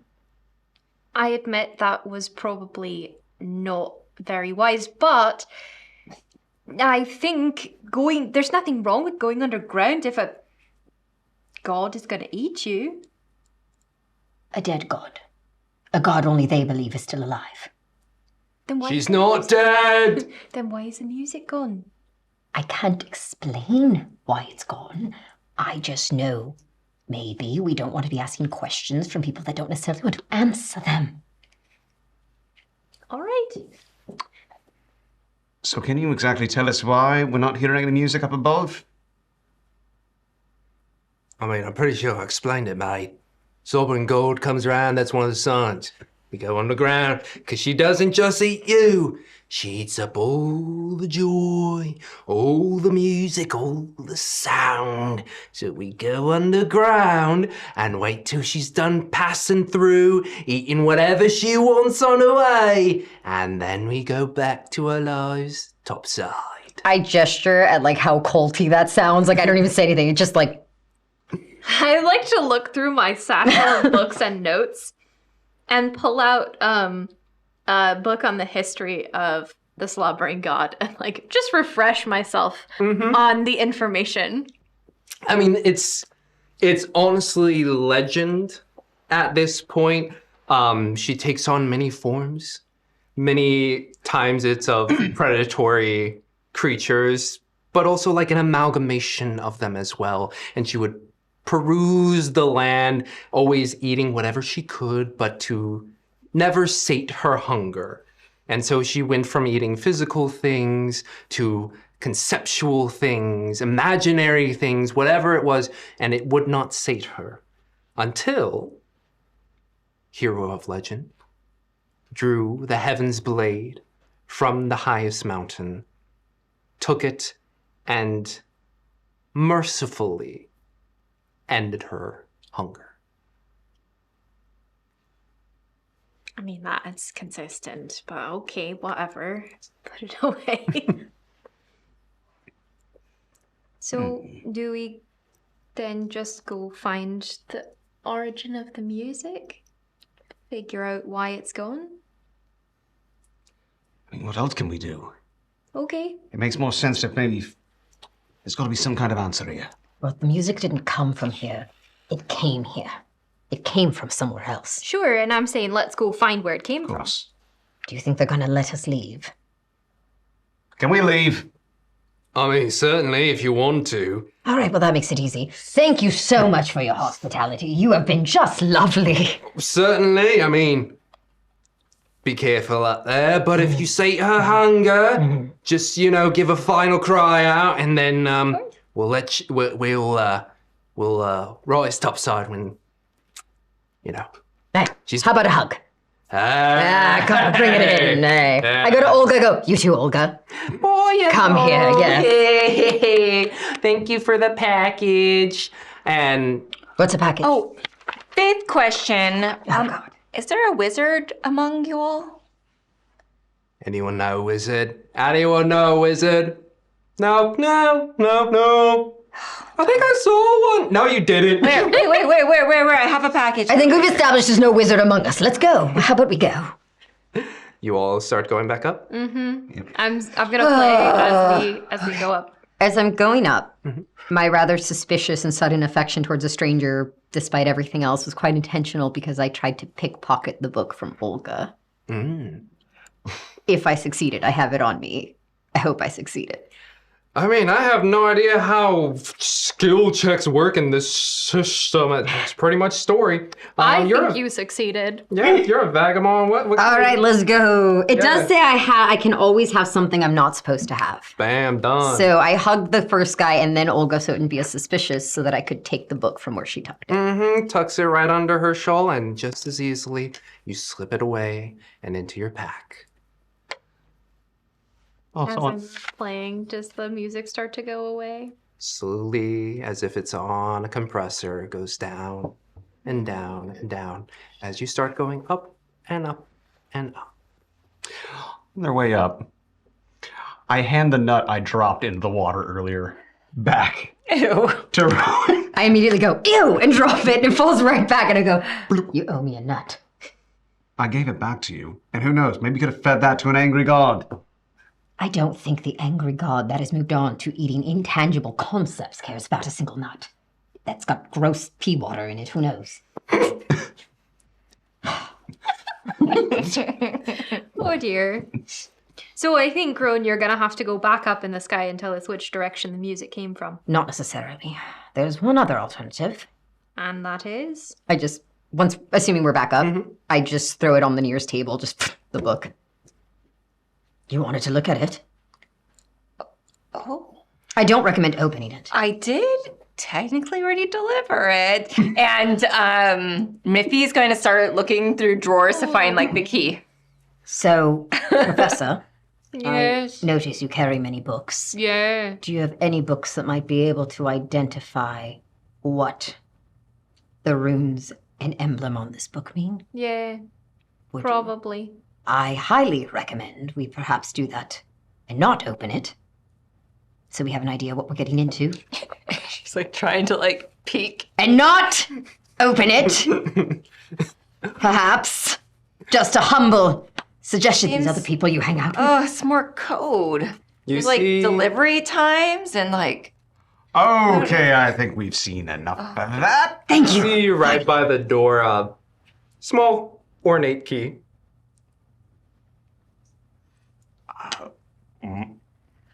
Just one. How about I just open it to a random page and we can see, and then if it's nothing we like, we can close it again for another time. I'm that's a currently great fumbling idea. for my supplies. That's a great idea. I reach for the key and I try to take it and I go, and we'll do that later once we know what we're opening. Perhaps.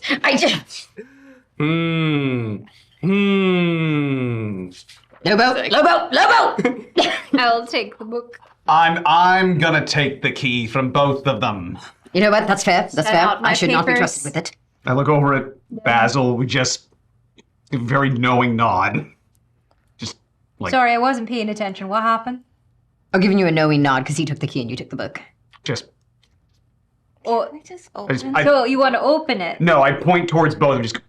Oh, Don't you let us have- want to open it. I'm assuming you just wanted to get it What away from if them. there's information about the slobbering god? Well, then we'll know once I translate these runes. How long is that gonna take? Well, I think it's in. Oh, I don't know.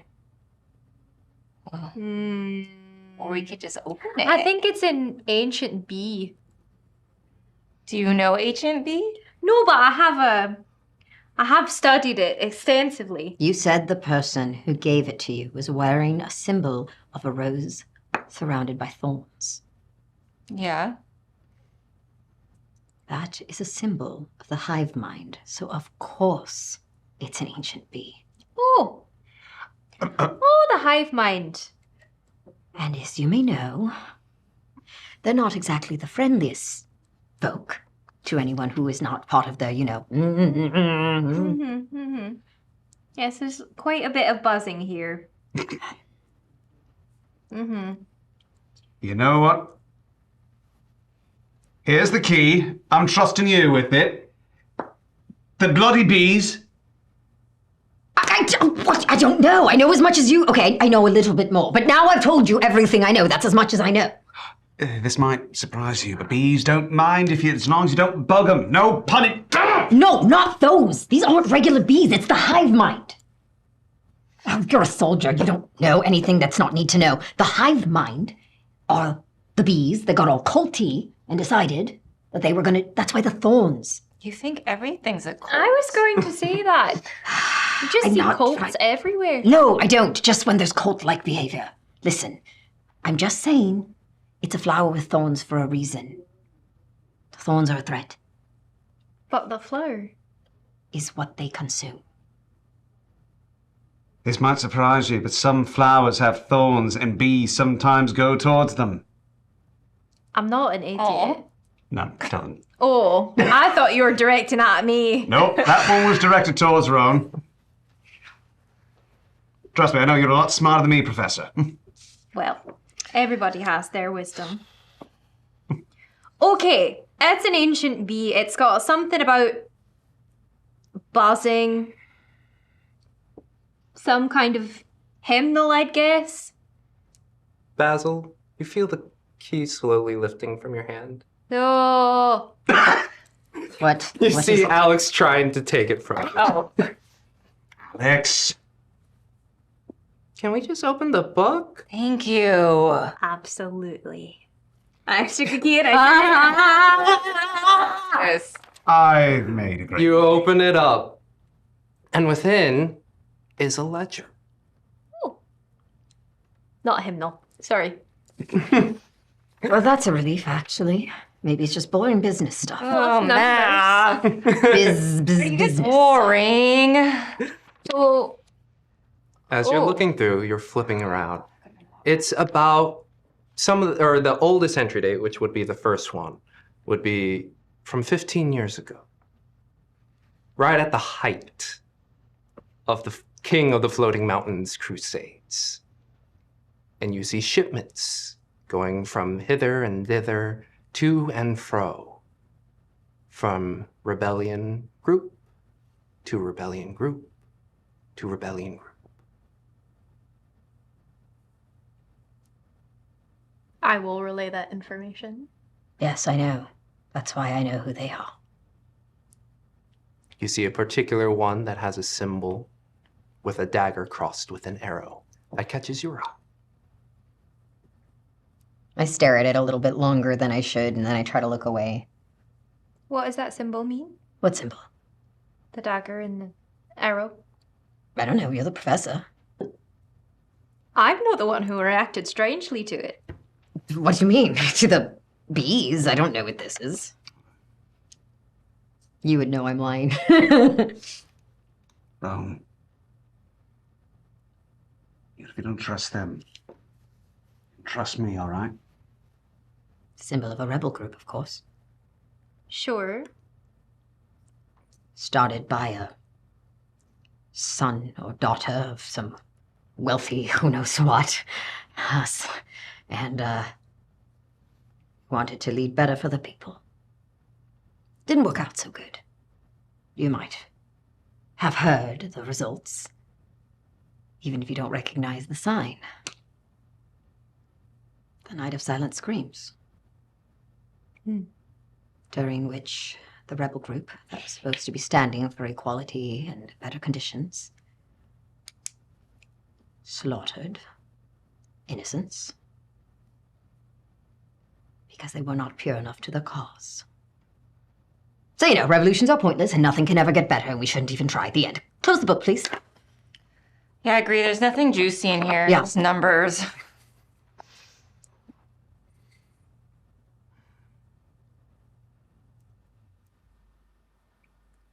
What does it have to do with music? Silent screams? I don't know, to be honest with you. But I do find it strange that in both cases, silence and the loss of life. Joy stolen, hope stolen. That's what this creature consumes, and that's what that rebel group ended up falling to. Whatever we've stumbled into here, I don't think anyone gave that book to our dear friend by accident. So it could be that the group was corrupted. It could be, I suppose. How could we know? The leader disbanded them. I'm sure they were absorbed into all sorts of mercenary groups. Or they somehow began to devour the same way the slobbering god did. Well, if they did, what are we supposed to do about it? Don't ask me. I'm just a teacher. And I'm just a layabout. You're more than that. An obnoxious layabout. Jack of all trades, master of none, but greater by far than a master of one, like Lobo here. What a bore. Right. Let's all talk about Lobo instead. No, that's boring. Well, that was very kind of you. You stole my nut and you threw it in gross pea water. I'm still very upset about that. Well, I personally have delivered my package, and so I don't need to stay in the town. But if we wanted to help them, I can see if the Maws are willing to see the source of the music. That's beyond their contract. I'm sure they'll tell you that. Yeah, okay. I'll try. Hey, all. So good news. Delivered the contract. Bad news. There's a mysterious slobbering god eating up music and joy. And is this why you're so cranky today? No, that's pretty normal. And we're trying to find this slobbering god, but it's like up in the air. And you all have wings. And maybe you could help?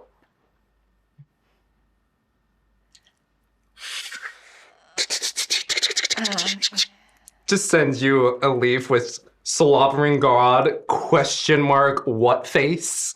Yeah, I know, exactly. I'm just relaying a message. Supposedly, the reason there's no music is this god has eaten it. As much as Annis can roll her eyes.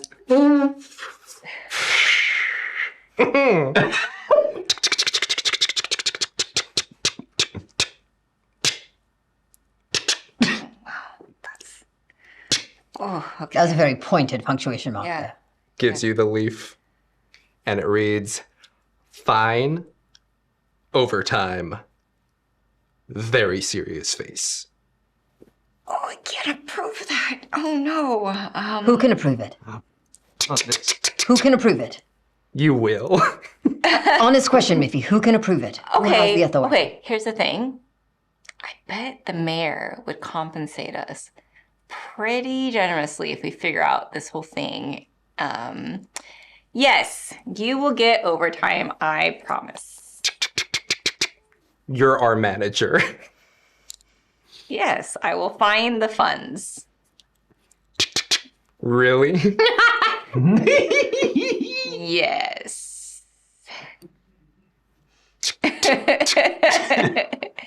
Okay. ... We'll figure it out. Can I step outside of the cabin and scream? Yeah. Do I hear my scream? Yeah. Okay, cool. Just checking. I want to try. Basil, are you okay? Totally fine, just checking. I want to try to buzz and see if buzzing does anything different than all the other musical sounds and howling and cawing we've tried to do. Buzzing like a trumpet trill or just like a bzzz? Yeah, just with my mouth, but I'm trying to see if I can make it musical or if it silences as well. And as you progress into a more musical tone, shoo, gets cut off. Professor, do bees not communicate through dance? Not my area of study, but I mean, not in Stinger Loose, they don't. I remember. callback, everybody. I get it. It's I a remember. callback. That's a good one. That's a good one.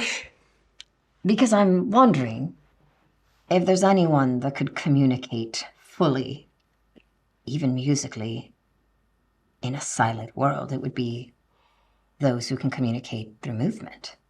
Correct? yeah, with hand signs and such. So we've been sent here by someone wearing the hive symbol to these people who are terrified and yet oddly jolly underground. I don't know. I'm not good at this mystery Yeah, stuff. because we are still communicating by like talking. Yeah. So it's not a great I system. think the moths should try to find the source of the sound. Thank you. That's a good idea. It's too bad Chadwick's not here. He probably could have come up with a good little routine. I Who? miss him. Chadwick? Who's that? Good dancer friend of mine. Is he taller than me? Very. Quite a bit, actually. Rude. Okay, so music source. Can you give a general direction of where you were when you saw, or when you, sensed the music? Up? And Okay, up. north, south, east, west. How do I explain it? It was like it was rushing over me and then circled and dive bomb. I didn't quite tell where it was coming from. I suppose someone could fly up there and check again. Like a moth. What exactly is the town near? Like, in terms of, like, are the mountains, forests, anything nearby that we could... Yeah. The town itself is on this island within the middle of this large lake. But you know that also surrounding you is how should I put it? It's lowland, but then sweeps up into larger hills and mountains. You can definitely see at the tops there being grasping a lot more snow up top. Grasping.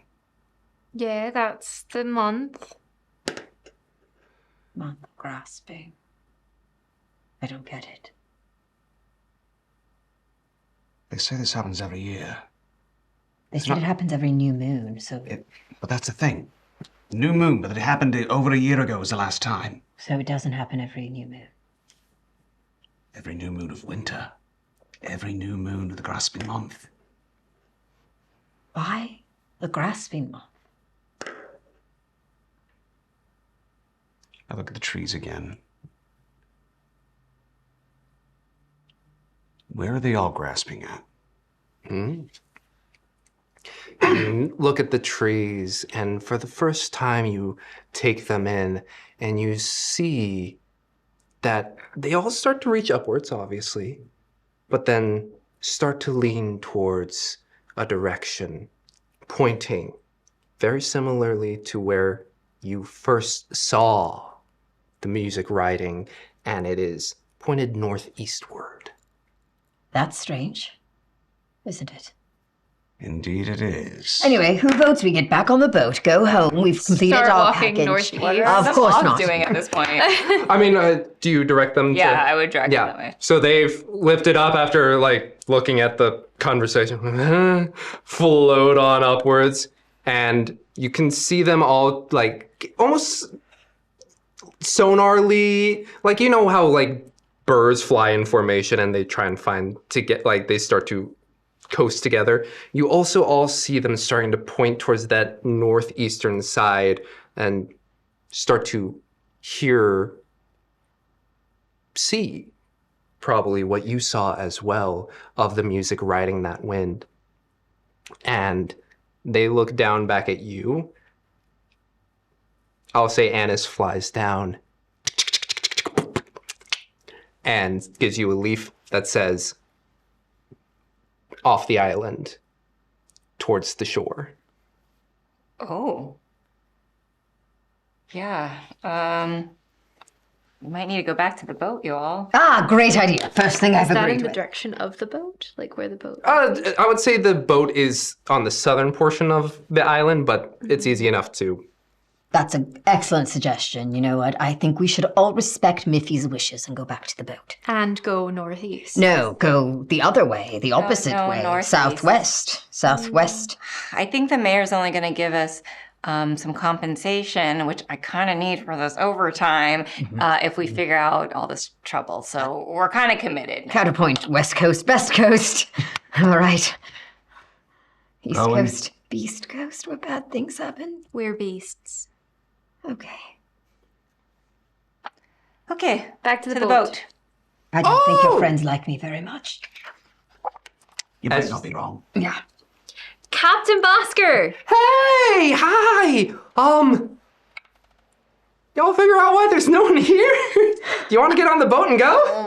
Yes, we do. We're gonna- Actually, that's a great idea, Captain. Have I mentioned how nice and fluffy you? northeast. Northeast? Yes. Towards the shore. Towards the shore. Okay, yeah. I don't know of any dockings over there, but we could head over there. Figure it out. Yeah. We'll figure it out. What if we went south to get north? Like, just keep going south forever and never go north. I mean, I don't know of any other rivers that would lead up. I mean, there's a That's few the other ones. opposite as the crow flies. I'm a raven. Oh, is that how Exact- the raven flies? So we're Anyways. going northeast to figure out why this town has no music. We found all the people. They're underground because music works underground, but not above ground. So we're going to go figure out They're why a there's little no bit- music. A little hoo-hoo, so I don't recommend going down there. Good to know. I mean, what was it? Oh gosh, there's a toad here that loves to make trade here, and he's a little woo.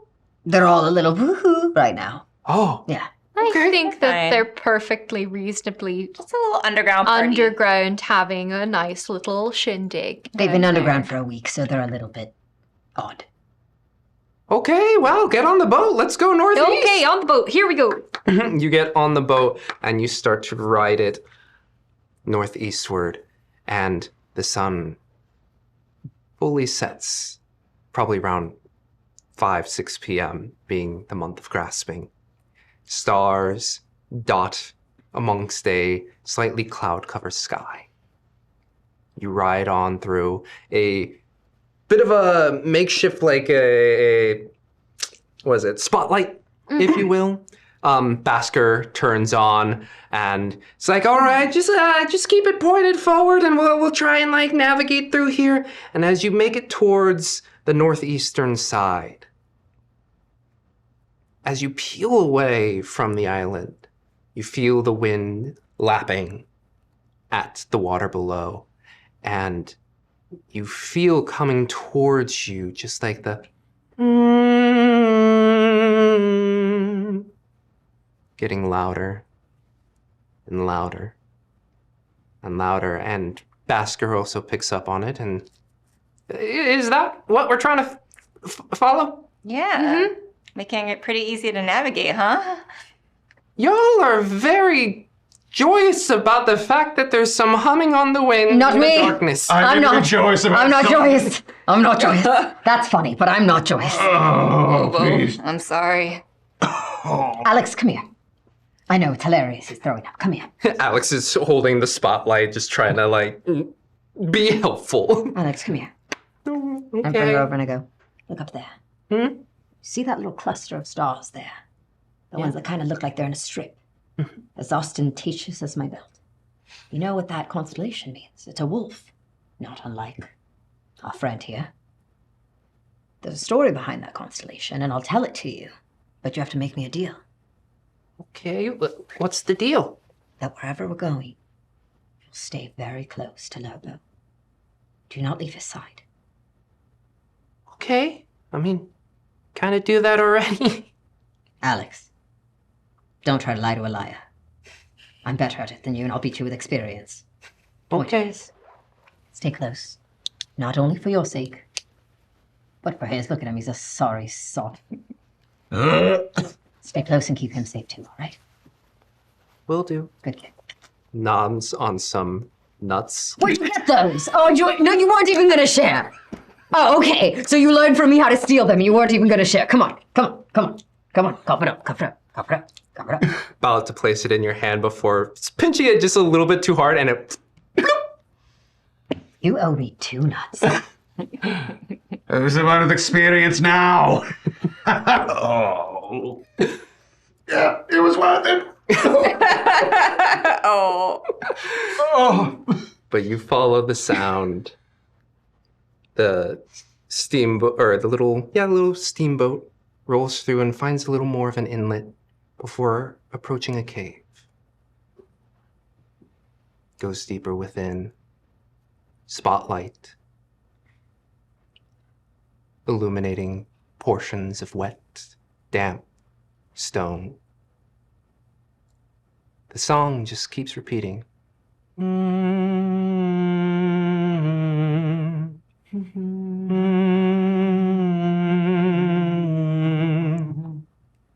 At which point you just hear the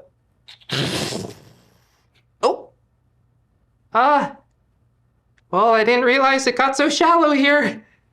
I guess we're here? The boat's not damaged, is it? We can leave at any time, right? Well, I guess we'll have to wait for a higher tide. Oh, good. Okay. I am scrambling off the boat with Alex on my back. Just, I need off. I have a bad feeling about this. I think I gave you all the ginger last time. Oh, brilliant. Take out a root, hand it to him. Without even asking, just... It's bitter. It's very spicy. If we try to hum now, can we hum now? Okay, so it was only in the town. Yeah. Interesting. But yeah, were you humming along? I couldn't tell. A little bit. Yeah. Yes, you were able to follow that sound as you were leaving the town. Why does that sound familiar? Doesn't it? Like something you've heard, but you can't think where? Like your college boyfriend who thinks he's in a band and can't figure out the next chord in his song? Not quite what I had in mind, but sure. I heard that from a friend. Yeah, I'm sure. You're lovely, Miffy. You could do better. Okay. I've seen your college boyfriend. You could do better. Oh, thanks, Basil. Yeah. I mean, look at you. You're fantastic at mail fraud. You are a very lovely lady. I don't see how those are related, but... And it's not fraud. It is fraud, and I'm very proud of you. Well, should we continue following the sound? Yes, please. Climb off the boot. You climb off the boat. Basker's like, I'll be here. Waiting. I could stay with Basker, No. help him fix the boat. Why? I'm not even helpful. All right. You start to follow the sound. It's no longer carried on wind. Doesn't need it anymore. Because you found where it is. But as you go deeper within the cavern, the spotlight just boom, giving a bit of an ambient glow. And we see 3 shadows, not. Not mine. See 4 shadows without roans. Oh, yeah. Stretching across the cavern walls. You curve over this little hump of loose gravel. And you look down. And you see skeletons. Well, we solved the mystery of the music. Strewn across the cavern floor. Blades. Bows.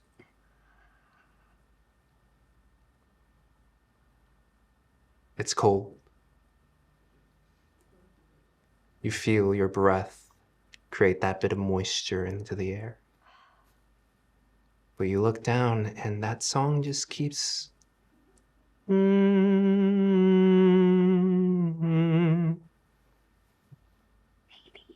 should leave. We can't leave. The boat is stuck. Okay. I'm regretting this decision. Do you think we came into this cave and went down for the same reasons the townspeople went down? Or do you think they were heading towards the sound like us?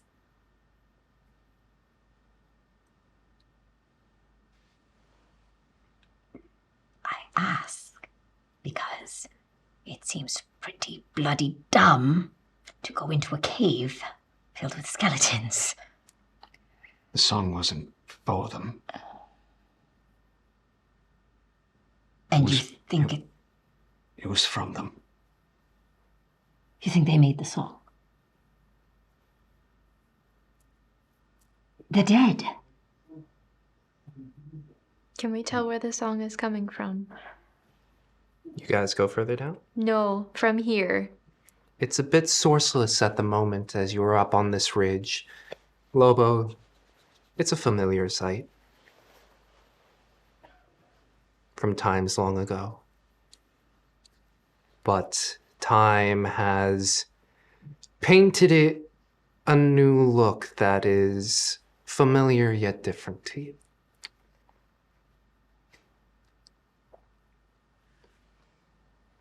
You know, it's funny. All this time. And I was just a pup. I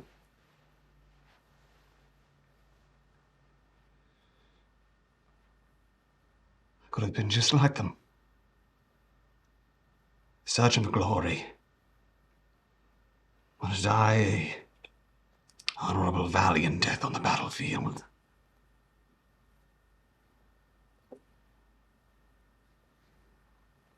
But then when you see what happens to everyone else, the pain,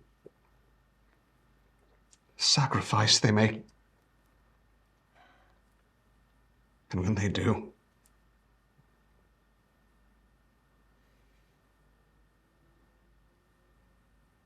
what's left of them are bones. Not even a memory of them. All these poor sods.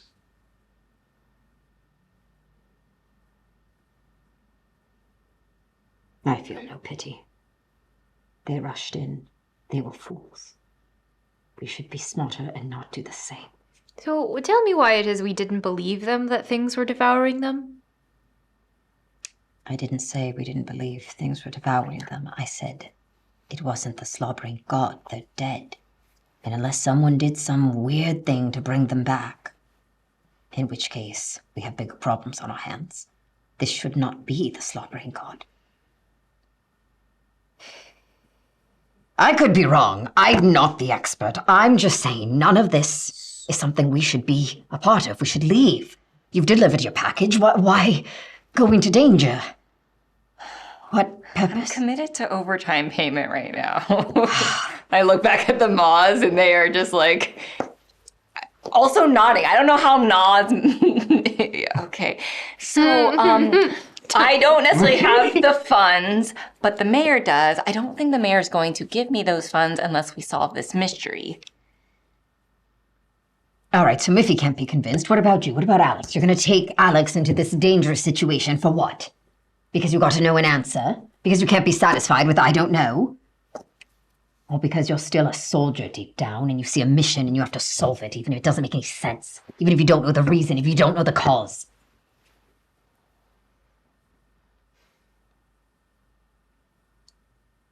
Maybe I just want people to hear their song. What about you? It's just intellectual curiosity. We're all going to dive to our deaths just so that you can die going, I knew it, by George! You don't sound like that. I don't know why I did that. Take out my mandolin and I start playing with the sound, with the song. Mm-hmm. And as you play the mandolin, starts to weave in with descending 3 notes. And the 3 notes repeat and repeat and evolve. Begins to ride along with your chords as it creates this sensation of reaching out. A song as if to dance musically. I will take that hand. As you feel that sensation, you get pulled further into the cave. You all watch as Basil takes step after step after step further in. Professor? Professor? Do any of you follow? Professor, I know what a package is. I'm ready to admit it. Come back. All right, if you didn't respond to that, they're lost. I have to. Yeah, and Miffy. Mm-hmm. Do you just follow in? Hops. Hops in. Yeah. No, don't go! I can't abandon the professor. Neither can I. Alex, stay close, you hear?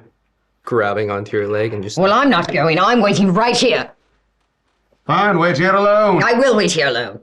With no one to defend. With no one to defend me.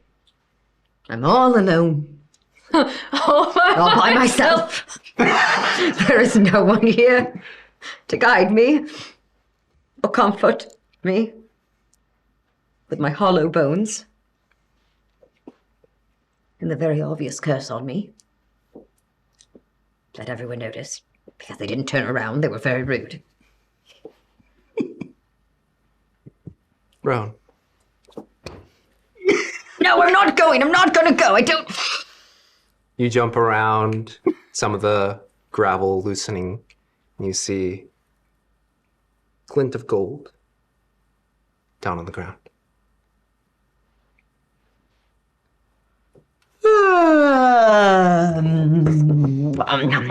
Grab it, you look. Dagger. Arrow. Crossed. All right. Hey, hold on. I'm coming. I'm coming. I'm coming. I'd like to push back against the music. And I want to in the same way that like a really good jam session, no one person is the leader. Mm-hmm. I want to push back on that and see if I can alter the song or if that is not welcome. Yeah. You start to jam with this sourceless humming. Mm-hmm. And you push back and there's a bit of a lurch mm-hmm. in the song that seems to say, hold on a minute. Mm-hmm. But then starts to wrap around once more, hearing your chords and strumming playing along as it weaves through. Do any of you add in? Miffy claps on the 1 and 3.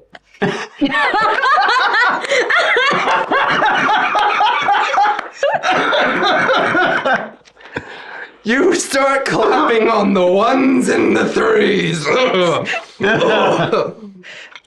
And you just feel a very firm but gentle reach on your hands that just hold on the one and then brings back on the twos and the fours. Very powerful. Whoa, okay.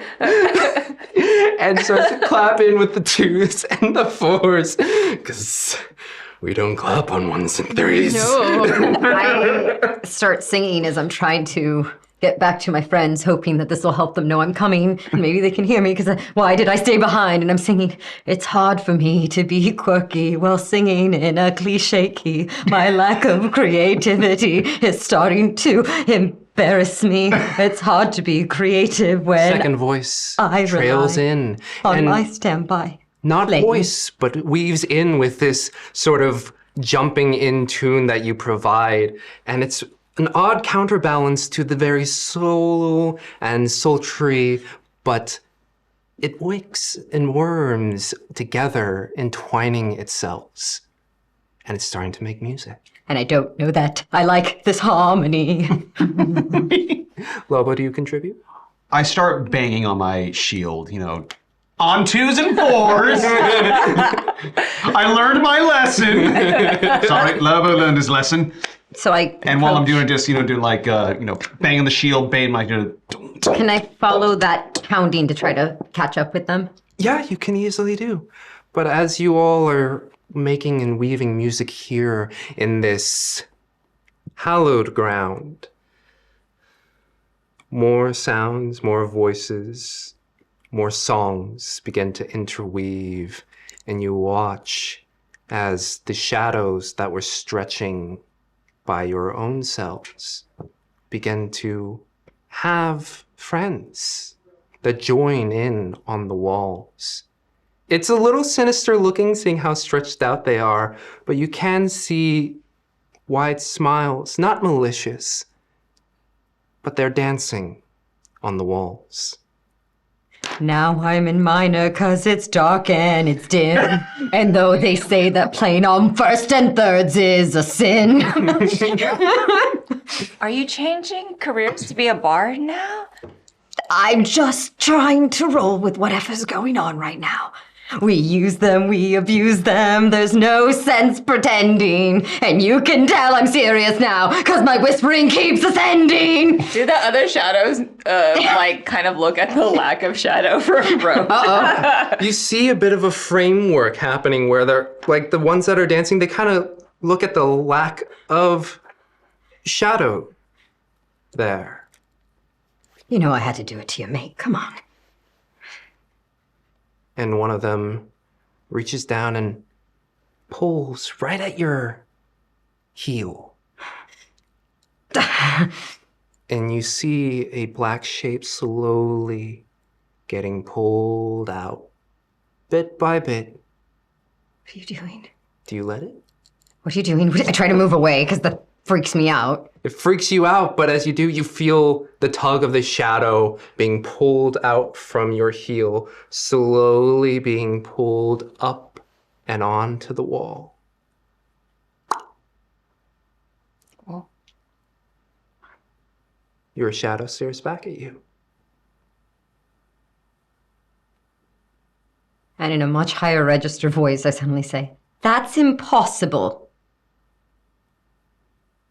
And yet here in this hall of music that is swirling and intermingling and dancing that is happening, you start to see within the bones little motes of light start to shine, ascend, dance, and move with you.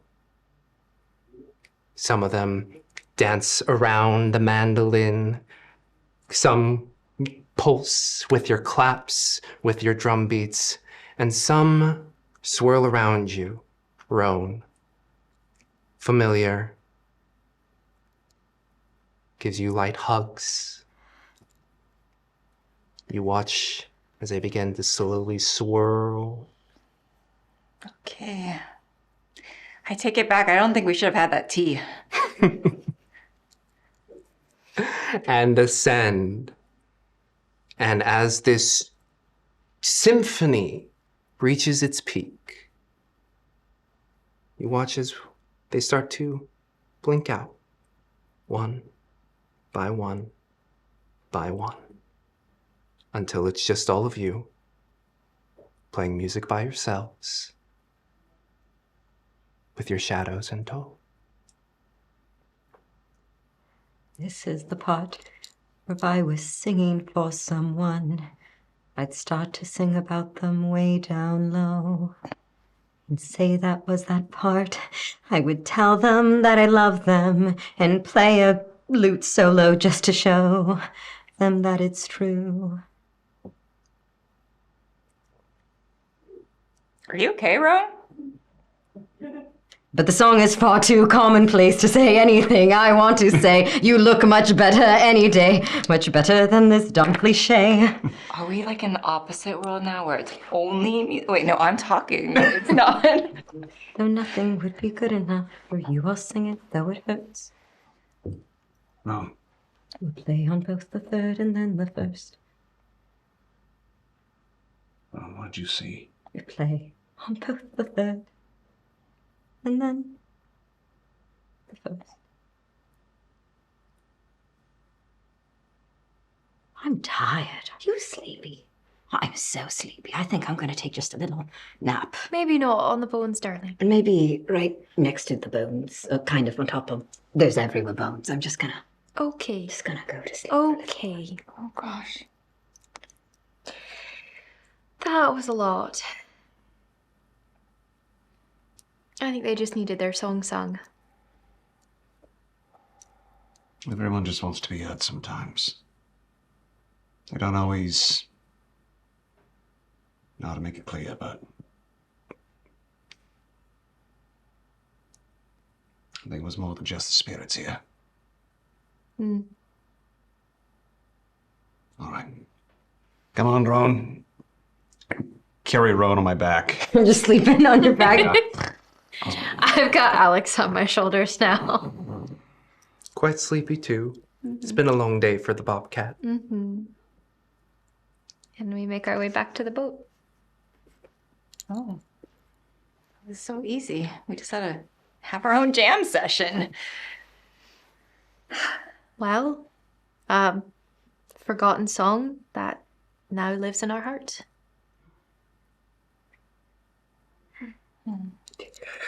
No. Good morning, sleepyhead. Oh, hello. Oh, hello. That's all we get. Oh, goodbye? I don't know. What am I supposed to say? I don't know either. You know what happened to that rebellion when there were a bunch of peasants and farmers, uneducated, beggars even. And when that daughter of the wealthy man came to try to help them, she taught them how to fight, how to take back the world. She did not realize that opening the gates to the anger and pain would lead to what it led to. And when she realized what she had created, she knew she had to destroy it for the sakes of the innocents that were dying. She betrayed her beloved rebellion, sold them all to the hive, and the cost was merely a shadow. That's all it cost. You would think a human life, or you would think a creature's life, let alone many, would cost so much more than a piece of one. Strange folktale. Sure, it doesn't mean anything. I've always thought that the lack of shadow is meant to remind her of what she'd done. I don't think she could have ever forgotten anyway.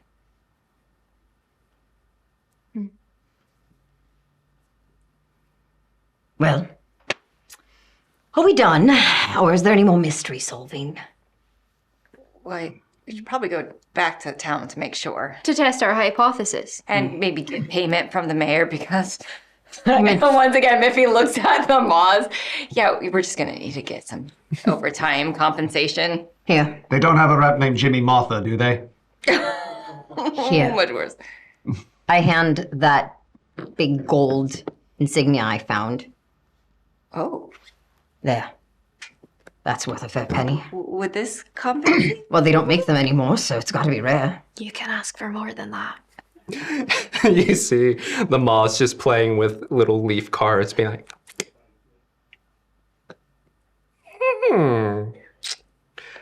Takes a little foot, touches it, looks back at Basil. Solidarity forever. Solidarity forever. Solidarity forever. The union makes us strong. I don't sing anymore. Okay, Not since so 5 years ago. sounds like we're still going to visit the mayor to get the rest of that meeting. You all hop on board. It takes a moment for the water to re-rise again and is able for Basker to draw it outwards. But as you ride across the lake, the sky is cleared. Stars up top and below. The rudder distorting the ones that lay at the bow. But as you get closer and closer to the island once more, you hear a final clear hum as 3 descending notes follow you back to New Haven. And that's where we're gonna end tonight. So cool. Thank you all so much for joining us. And as you all are on the boat, you find a mysterious box of scars. Thank you, Seth. I don't know what that is. What All I've of never the seen that. scars. I've never seen that before. But yes, thank you all so much for joining us. Thank you all for joining us here at Quest and Chaos. We appreciate you all very much. Yes, get them, look at them. Good. Don't look at me. Anyway, thank you for joining us. We will be back with our regularly scheduled program next week. But until next time, friends, we shall all see you very, very soon. Bye.